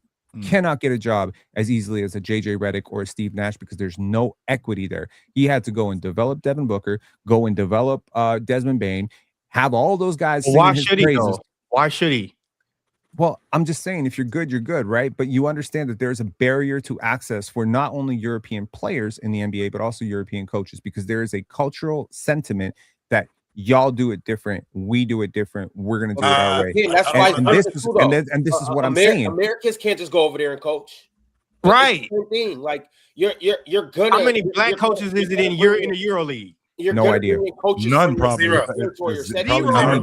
But How many also, black coaches in Europe? There are black coaches in Europe. Understand it's a language gap too, and I understand like America or English is like one of the top. English and Spanish is one of the top languages in the world. However, and I understand that English is becoming more universal, but it's a what?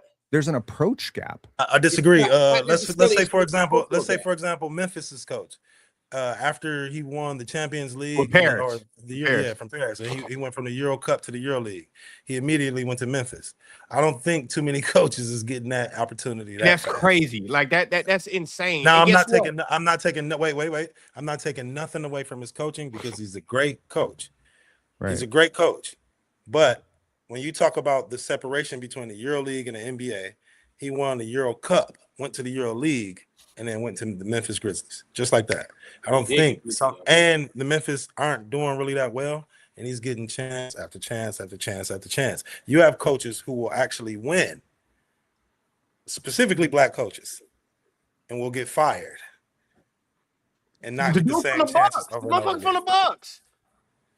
So when we talk about approach, at the end of the day, for me, just like how you're a marketing guy, for me, I'm also somewhat of a marketing guy with my basketball and stuff like that. No, I'm not a marketing guy. I am a market guy, as in I like to study a market trend. Okay, so yeah, let me not get marketing. Market. Okay, yeah. Let's talk about markets. If you take a kid from Serbia and if you take a kid from Detroit, who's gonna sell the most league passes? Who's gonna sell the most jerseys? Now you're talking about marketing again. No, we're talking about market because that person from Serbia has a market. He opens up a market, not marketing. He opens up a market. But don't you find it ironic that teams almost exclusively refused to build around European players in the 90s for exactly the reason that they didn't think that Americans would pay to support a team led by a European player? So I'm not, but for me, you're talking about the trend of a market the trend of market back in the past. I'm talking about now. Yeah. I'm talking about right now. I mean, is it more profitable for you to draft some guy from China? Yeah, it's more profitable because you're going to bring in a whole bunch of fans. Is it more profitable for you to draft him over AJ DeBonsa? No. There's a huge market for American players. And what is the NBA? It's a business. It is a business, but who led the league in votes? Go look at every All-Star vote leader for the last 25 years. When's the last time it was a European player?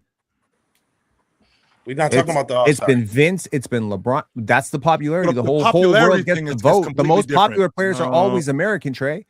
But still, Allen Iverson, Kobe Bryant, Vince Carter, LeBron James. The most popular players in the world have always been American. If nothing else, the Europeans are considered like afterthoughts in the NBA. But they have to be so freaking good. Giannis had to be so damn good, and I still don't think he gets his credit because he talks a little bit different and he grew up somewhere else. Let's just be honest about it. That still don't have anything to do with the quantitative of the people wherever he's from purchasing things that have to do with the NBA. Votes don't have nothing to do with it. You telling me that Giannis is a bigger deal being from Greece of Nigerian origin than he would have been had he grown up in New York City as a New York kid? You can't say that with a straight face. If that 18-year-old kid came up stomping up in Harlem and came from Harlem, lived in the Bronx for a little bit. Probably would have never gave him a chance. He never would have a chance. They probably wouldn't have gave him the chance that they gave him if he was from New York. He wouldn't even exist. He wouldn't even exist. He wouldn't have got that chance. It's a lot of motherfuckers that grow up in these urban cities, in these urban areas. Mo Bamba didn't get a chance. That's one out of thousands. Obi Toppin didn't get a chance. Carter Knox didn't get a chance. Kevin Knox didn't get a chance. Kevin Knox didn't get a chance. We gotta move on. Hey, hold on, chill. Before you get out of here, I do just want to show this because we talked about hooping earlier. And we talked about what you did on that block. I do just gotta show this to everybody in the chat and to Trey specifically. I know that's a little small, but feast your eyes on what Chill did. This is last year All-Star Weekend in San Francisco. Let me know if y'all. Yeah, I remember this clip. One more time. I want to make sure we see that. Look at that lift. Keep going. Keep going. He said, look at that lift. Keep running it. Keep running it. Keep running it. Yeah, keep running it. You about to hit a jump shot. Oh, here we go with the bullshit. Keep running it. Keep running it. Keep rolling it. Yeah, give it here. Give it here. Look. Look, Chill faked it on me. Look, I let him hit me in the chest. Now you about to fake it. Watch this. Get off. That's a 50. That's a 51-year-old right there. Yes, sir. Trey back. That's a lot of gray hairs ago, boy. Hey, you know what's so crazy about from 51 to 52? A lot of shit can change. Ron, pull up the tape when his ass was traveling last time. Telling you, boy. A lot of shit can change from 51 to 52. It get tricky, don't it? It get real tricky. Mm-hmm. Hey, that's really Watch the pump fake. Watch the pump fake. Chill and Buddy right there, though. That's Chill and Buddy. blow right by that dude. He can't get to that. Buddy That's right cash. there, I'm telling you. That's cash. So, fellas, I'll see you tomorrow. Yeah, I got to get out of here too. All right, Trey. All right, y'all. I'll let y'all later. All right, hey, Penn, listen, but before, I respect everything you do, dog. You bring another side to this game that I'm not an expert in it. Like, so keep doing what you're doing is great. Like, really. Appreciate you, man. You too. Yeah. All right, y'all. Solid. All right, Trey. Yeah. All right, chat. We got a few super chats. We're gonna go ahead and run through these. If you guys haven't liked the video, we are extremely low on likes. Y'all go ahead and do y'all job. Like the video. We've been on here for 3 hours. We'll probably be up here for another 15-20 minutes reading you guys' super chats. The least you could do is like the video, share it with your friends, follow us on all platforms, and become a member if you haven't. The first super chat is a $50 super chat from Daddy Pigs. I'm sorry, Mr. Pigs. Pigs said, can we move on, please? Ron, change the subject. My bad. I didn't see your super chat in time to change the subject. Next time, I got you, though, Pigs. I got you. The next super chat is a $20 super chat from Drink More Water. Drink More Water said, even though Wemby, Giannis, and Gobert are technically Europeans, they all have an African parent, so they are not typical Europeans. They are not typical Europeans you were talking about, Penn, like Luka, Jokic, Sabonis, etc. The pure Euros don't play defense. Okay, this pure conversation is so troublesome and so weird to me, at least. These people immigrated. Like, I'm kind of sick and tired of an African person moving to France and then Americans saying they're not really French. They identify as French. Who the fuck are you to tell them they're not French? Victor Wembanyama, in his mind, is French. His father is of Congolese descent. His sister speaks French. They speak French. At home, they are a French family. Just like if you were born in China and moved to the United States and you decided to identify as American, we're not going to sit here and be like, nah, bro, you're not really from here. Because that's what xenophobia is. Like, read a book, man. Drago FC, a Hall of Famer, has some corrections to make. Drago said James Borrego never coached in Europe. His name just sounds Spanish because he's from New Mexico. Jordan just assumed he was European to hate. I cleared that up in the chat. I meant to say Igor, whatever the fuck his name is, Igor Kakasco. But why y'all be, bro? That shit, y'all niggas get too sensitive with that shit. Be talking about, oh, you just want to hate on Europeans, bro. I don't give a fuck about none of that shit, nigga. I go to Europe all the time. Like, stop saying that shit. You just hate Europeans, nigga. I go to Europe all the time. I travel a lot. I don't give a fuck about that shit. I'm just calling out the bias. They be sucking at their job. And they get opportunities that other motherfuckers don't get. It is what it is. But I don't hate on them. This is the bottom line. Like, do you realize Darko Rajakovic coached for 32 years professionally? Jordi Fernandez has coached since he was 16 years old. These guys just got their jobs in their 40s. They've coached. They've coached for more than half their lives. Penn, those are the there actual isn't a Europeans. There isn't a black coach there isn't a black head coach in the EuroLeague. It's not one. Why? But it's partially what I was saying though too. Like It's a language barrier. Coaches for the most part are going to stick to their regions. Like it's tough for a European coach to come over here when their first language is Russian or their first language is Turkish. It's just going to be a communication, language, and cultural barrier. On top of that, the biggest thing is most of those coaches are going to want to stick to where they're from. Now, some of them will come to America and chase the bag, but most of the coaches are going to want to stick where they're from. If I'm American, I probably don't want to go coach in Russia, especially if I've never been over there or played over there. And I'm just saying Russia, but that could be even Africa. Like I am black, I'm African. I'm not going to want to go coach in Africa if I can get a job for, we brought up the Grizzlies. If I could coach for the Grizzlies or if I could coach for a college team, I'm not going to go to Africa. I'm not about to go to Turkey. I'm not about to go to Spain. I mean, I agree, but I'm just saying, so like it just still kind of the US America is just so open arms to new things. So when they bring their philosophy, it's like, well, he got his philosophy from the EuroLeague. It must be better. That's not the case. It's new. So you bring your philosophy. So we are open to it because the US is a business. We try to grow the game. Like we try to incorporate all of this stuff so we can expand the game. Not necessarily because it's better. That doesn't mean it's better. Basketball has been taught this way for decades in Europe, Jordan. Decades. You said what? Basketball has been taught this way for decades in Europe. What does that have to do with what I just said? You said it's new. It's not new. I said it's new to the NBA. It's new to the NBA. It's new to people in America. We haven't seen it before. So a lot of times when it comes, people assume that it's better because it's new. That's not the case, though. That's the bottom line. That's not the case. That's all I was saying. It is not. But to me, it's just the fact that if you don't believe that a lot of these coaches that come from Europe to get a chance because they're European, I think maybe you blind to the fact. Like, yes, they might have been coaching because, at 16, maybe they're coaching at 18, whatever the case it may be. But so what? Like, the bottom line is I'm here. They even make us get a fucking degree to coach basketball. You got to get a degree to coach basketball. You don't got to do that shit over there. You can just grow up under a guy and he can show you some shit. Now you're on the staff.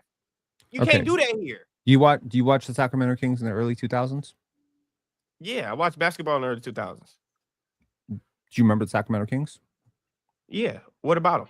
They were cited as having a very European style offense, right? Their influences were extremely European. They played like they studied EuroLeague teams. They were studying what teams were doing overseas. They realized with better athletes, they could implement some of those strategies. And if you watch those teams and you watch the EuroLeague teams at the same time, they were very similar to that. What about the San Antonio Spurs? What about the mid-2000s Dallas Mavericks? I think you could say the Jerry Sloan, early mid-90s Utah Jazz implemented a ton of European actions. You could talk about Mike D'Antoni's influence in the NBA, bringing his Italian flair to revolutionize the game. Dude, what are we talking about? This is not new. This is 25, 30, 40 years. How is this new? It's older than me. How the fuck is it new?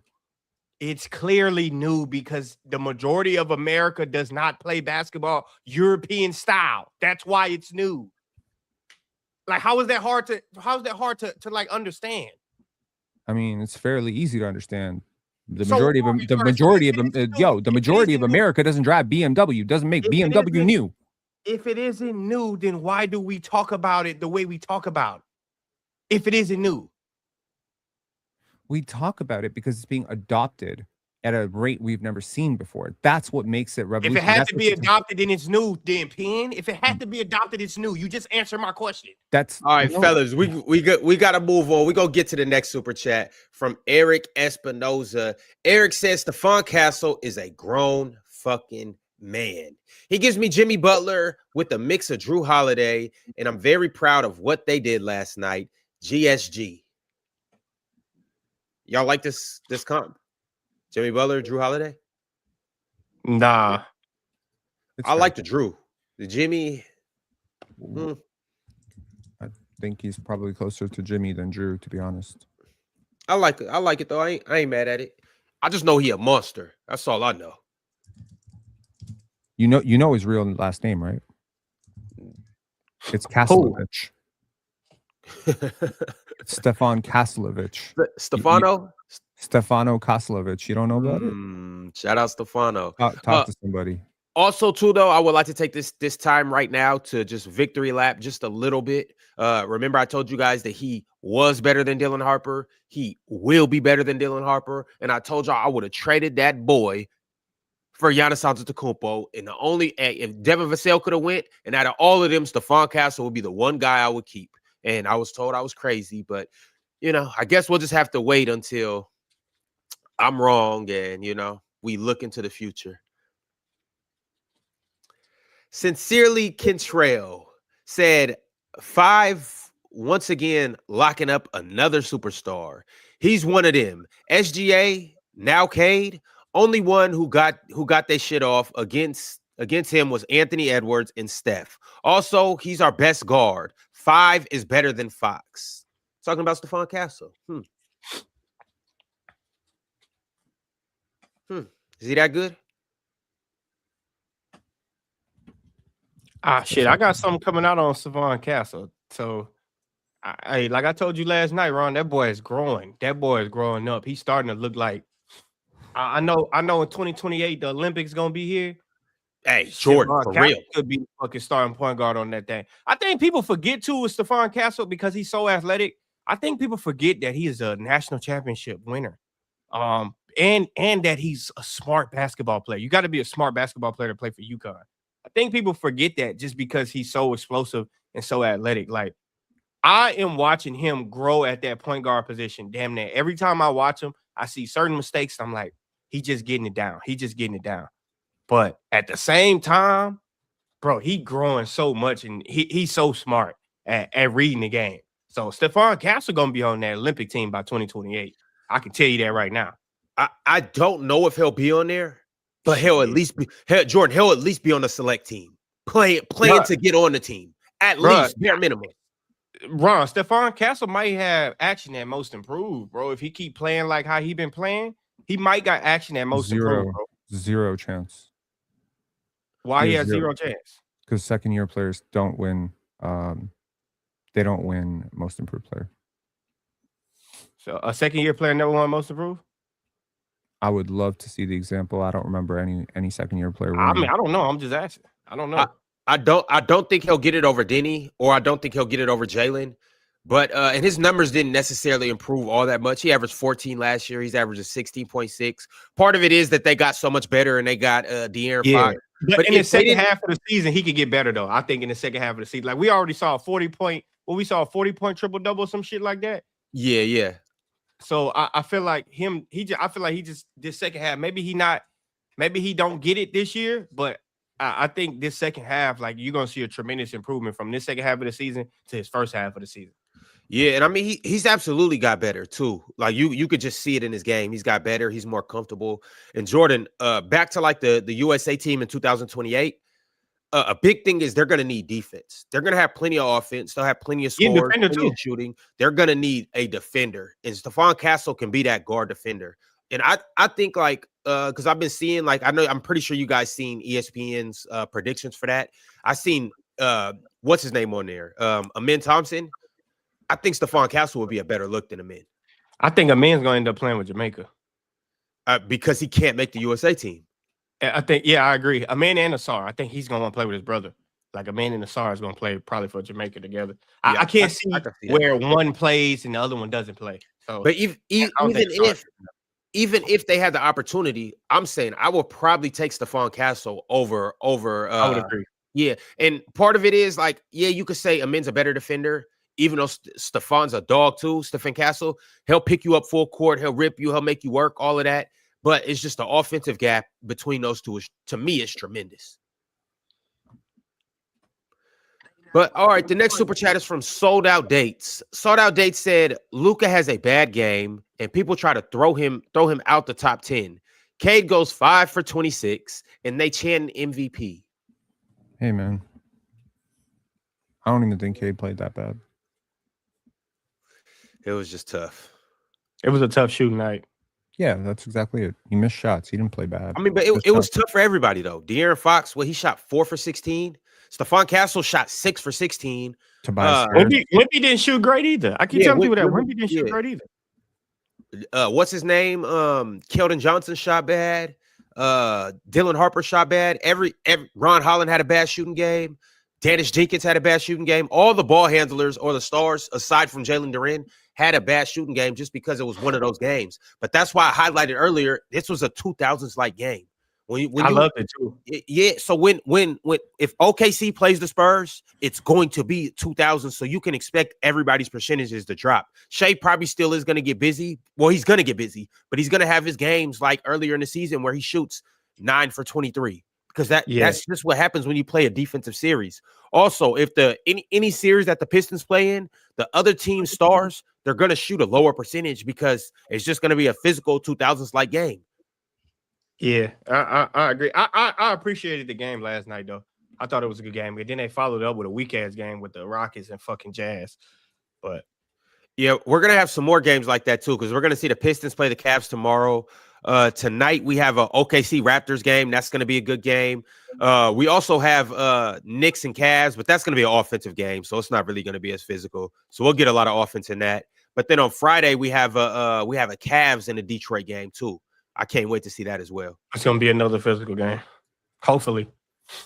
Logan Sparks said, Castle putting that boy Cade in the seatbelt. Pistons, some fake tough guys.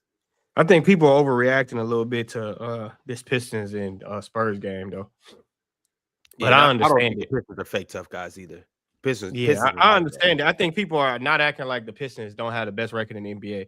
So I think that's funny though. I think that's funny. I think a lot of it is coming from our clip though, Ron, from when I said that Cade is more impactful to the Detroit Pistons than Wemby is to the Spurs. I think that's where a lot of it come from because it turned into a Wemby versus Cade conversation. Like that's not the thing, but people overreacted. Just to be honest with you. Red Hood said, Ox, please stop hyping up that bum Fox, who we chose over Tyrese. He's going to be the trade piece for the next Spurs dynasty. He's not. I've been saying that for a minute. But I love Fox. Jordan, you want to know something really funny? The What? Raptors are 1.5 games behind the Denver Nuggets. Hey, man. Denver got Put some that in your issues. pipe and smoke it. If I told you that coming into the season, you'd say I was delirious. I'll tell you one thing, though, Ron. What's The up? Warriors exposed something about Denver that I think people going to watch in the playoffs, and they're going to use it. What's that? You get you a stretch big, that crumbles the Nuggets defense because Jokic can't keep stepping out of there. They hide him when you don't have a stretch big, and you know he can float around in that paint. But when like Hartford was stretching the floor, man, that shit just shot Denver's defense bad. Swiper can kind of can put it on Adelman all he want to.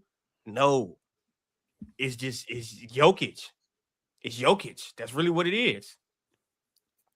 All right. Hoops never stops. Said both Durant and Şengün are spacing bigs. Houston's offense just doesn't maximize Şengün's ability, honestly. That's fair. I think. I don't know. I did look up the numbers with Fred, and I did not find what I was expecting. He's not that much better with Fred at all. In fact, I could argue he's a little bit worse per the numbers. But my eye test tells me he's a little bit better. His role feels a little bit more solid. Aiden F with Cats. Aiden F's with Cats said, Pin, respectfully, when you talk, do you ever think to yourself, maybe I should stop talking now? Sure. Yeah, all the time. How can you ask a question like that and be like respectfully? No, people have gotten into the habit of using respectfully to disrespect people. It's actually it's a funny little mind trick that people do all the time. Hey, Pin, For sure. It's like I'll smack the shit out you respectfully. Yeah. Pin, respectfully, I have to read another super chat from Aiden F's with Cats. That's Aiden said, you were right, Pin. He flip-flopped. He said, you were right, Pin. I just wish it didn't take you so long to make your point because you were like reiterating certain things. So I think Now he should respectfully on that one. Yeah, I think he respectfully does like you, Pin. Great. I'm glad I didn't insult him. All right, fellas, we got a few members. So let me go ahead and shout these guys out that became members this show. But actually, before I do that, I want to shout out to our Hall of Famers because it is the Hall of Famers that actually hold us down. You guys help the platform a lot with your contributions. And that's not even what you pay as a Hall of Fame member, but what you guys do in the chat, being mods, and really just more so being the face of the chat. Salute to you guys. This is Kingster MH, Teddy Hart, Spider Gang, D&E MLV, Drago FC, Small Boxes, Bulletproof, Cheese, Worldwide Mace Television, and Multi Kenny. If you are a Hall of Famer and you're not in our group chat, our Hall of Fame group chat, our exclusive Telegram group chat, hit me up. I'll make sure that you get in that group chat. We got all the panelists in there, all the Hall of Famers, and we always have a good time, and it's always good conversations. However, Slim the Shinobi became a YouTube member. Shout out to Slim. Branchio 911 also became a YouTube member. Logan Sparks, shout out to Logan. Logan sent through a few super chats today. Logan Sparks 23 became a YouTube member. Love thyself, bro. It's cooking because everybody in the chat, make sure you love thyself, bro. For sure. Became a YouTube member. And Icarus 2003 also became Icarus became a YouTube member. Shout out to Icarus. Shout out to everybody that became YouTube members today. If you're not a member, go ahead and join up. JMO Fit said, chill just want to say this now. In 2 years, Jalen Duren will average 24 points per game. And in 3 to 4 years, he will be an all NBA level scorer, 26, 27. Can y'all see this happening? Sure. 22, man, and he's a mountain of a human being. If his skill set continues to develop, he has pretty good touch around the rim. Yeah, he does. Why not? I don't know about 26, 27. I can't see the 24, though, but I'm not saying it's impossible, but that'd be crazy if he does. Mm-hmm. Big Za, Double OJJK, the GOAT anime, said, I can't wait for that second round Spurs exit once these role players start missing threes. Y'all got the Spurs going down the second round? I don't know about that, man. How about either getting bounced in the first round or going to the finals? It's going to be one or the other. Feast or famine, man. If they build up that confidence as a young team and they get rolling, yeah. I believe in Wemby, man. All right. Sashawn Brown Jr. said, RIP Rondale Moore. Let's take men's mental health serious. Sure. RIP for real. Rest in peace. You guys take care of yourself. Work out, eat healthy, be around people that definitely sleep. Be around people that feed your soul, people that make life a joy, and ultimately just do things that you find peace in. That's all I got to say on that. Man, that's just unfortunate. I just wanted to say something about that too. That whole thing is just unfortunate. I say a lot of the times, because we on the internet, bro, quit listening to people on the internet. Quit listening to people around you sometimes. Sometimes just listen to your gut feeling. Sometimes just listen to yourself. Like, that can take you away from all that crashing out shit. Because a lot of times people crash out, and I don't know about his situation. I'm just speaking in general. A lot of times people just crash out because of peer pressure. Like, because of the people around them. Like, it's a bubble of hate. It's a bubble of fakeness on the internet, especially on the internet. And when you got to learn about this internet world, comment sections is fake. That should be a lot of bots. And when I say bots, I'm not talking about dumb people. I'm literally talking about bots, like robots. If you talk about a certain thing, here comes a fleet of robots in your comments. I'm dead ass serious. Like, I know this for a fact. I know people that done investigations on this. So a lot of the times, bro, don't take this shit too serious. Like, you can't change the world. You can't change everybody. Just listen to yourself. That's it. Main thing. But that was my only spiel on that because that shit was sad. But come on, man. Y'all stop getting bullied by robots. Oh, facts. Folks get bullied by robots for sure. We the real unruly said, can we leave Indians and car thefts alone, bro? The PC. We'll leave them alone next week, but this week we on these Indians and we on car theft. Y'all know what flag that is? I have no clue. It's a Guyana flag. Shout outs to Guyana, yo. I love Guyanese women, boy. I met a Guyanese joint in New York, boy. But hey, I'm still trying to figure out who that Indian is in my apartment. I'm dead ass serious. Boy, I seen her with a dude look like Yurt 7 the other day, though. I'm like, God damn, that nigga 6'7". He had one of them haircuts too, Ron. I'm like, fuck. And she was smiling at him and shit too. I'm like, damn, man, I was hating. Shout out to year 7, man. Huncho said in a super chat, I'm with Jordan. Just get rid of the salary cap. If you look at the top 10 richest owners in the NBA, you'll see a good mix of small and large markets.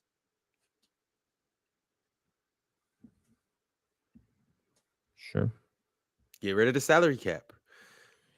MTHJ 301 said Cade the best all around tall point guard, not named LeBron. Luka exists. Luka does exist. Shea he said all exists. around. He said Shea all around. exists. Okay, then Shea exists. You can say Shea. But shout out Cade though. Cade in the conversation. Let Luka all around? What are we talking about? He go around the world. He from Slovenia. He played in Spain. He coming to Dallas. Then he goes to LA. He be going around the buffet line. They shipped him out of Dallas. He going round and round.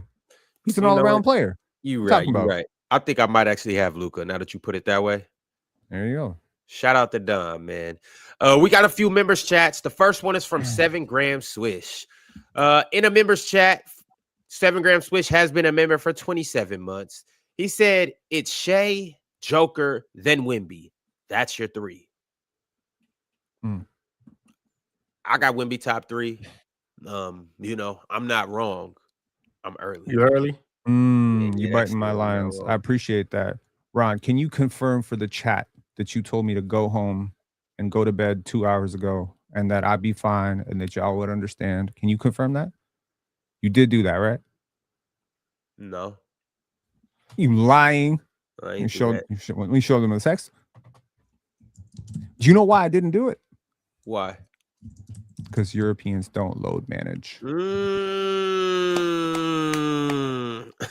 And then he bounces.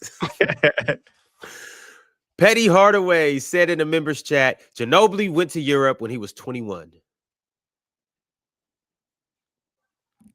Okay. Last but not least, we got a super chat or a members chat from Batman FYB. Batman said, y'all was having a good ass conversation before this. Y'all, and we got one more member. Trey3421 also became a YouTube member, man. Appreciate you for joining up. Once again, if you're not a YouTube member, hit that membership button, join up, like, comment, and make sure you also subscribe and keep doing what you're doing in the chat if you in the chat. I did get one more super chat. It just came in from Icarus 2003. Icarus said, is Wemby going to replace Giannis in the big 3 of this era? Jokic, Shea, Giannis. Is Wemby going to replace Giannis in the big? I don't know. Giannis said shit. He ain't better than him yet. So shit. I don't know. It's gonna be interesting. I really do think it's just gonna be really like a. I know you're saying big 3. I think it's gonna be a Mount Rushmore, and I think Wemby's gonna be on that Mount Rushmore with these 4. I know Shea gonna be there because Shea's still young and he got the rest of the decade. Giannis and Jokic, it just kind of all depends on what their longevity looks like. Because it is 2026, but you got 2026 season, 27 season, 28 season, 29 season. That's 4 more years. We'll see, exactly what Joker looks like over these next 4 years, and we'll see what Giannis looks like. But it might not be Wemby. Wemby might not get it until, the 2030s. So we'll just have to see. But y'all, it has been fun. It has been real. Yes, Jordan, Ron, and Penn, we held it down in here. Drench, man. It's been fun, dog. It was fun. I stayed, and I'm telling you, I'm sick. I've been fighting through it. I'm sweating for real, but I'm American, so I'm holding it down for the Americans since Europeans don't, load manage. So it is what it is. Yes, sir. Hey, chat, we'll be back tomorrow, same time, same place. In the meantime, in between time, y'all already know what to do. Get your tickets to the Portland show live in the Motor Center. We'll see you there. April 10th, Kawhi versus Denny Avdia, a live panel show, and we got more festivities in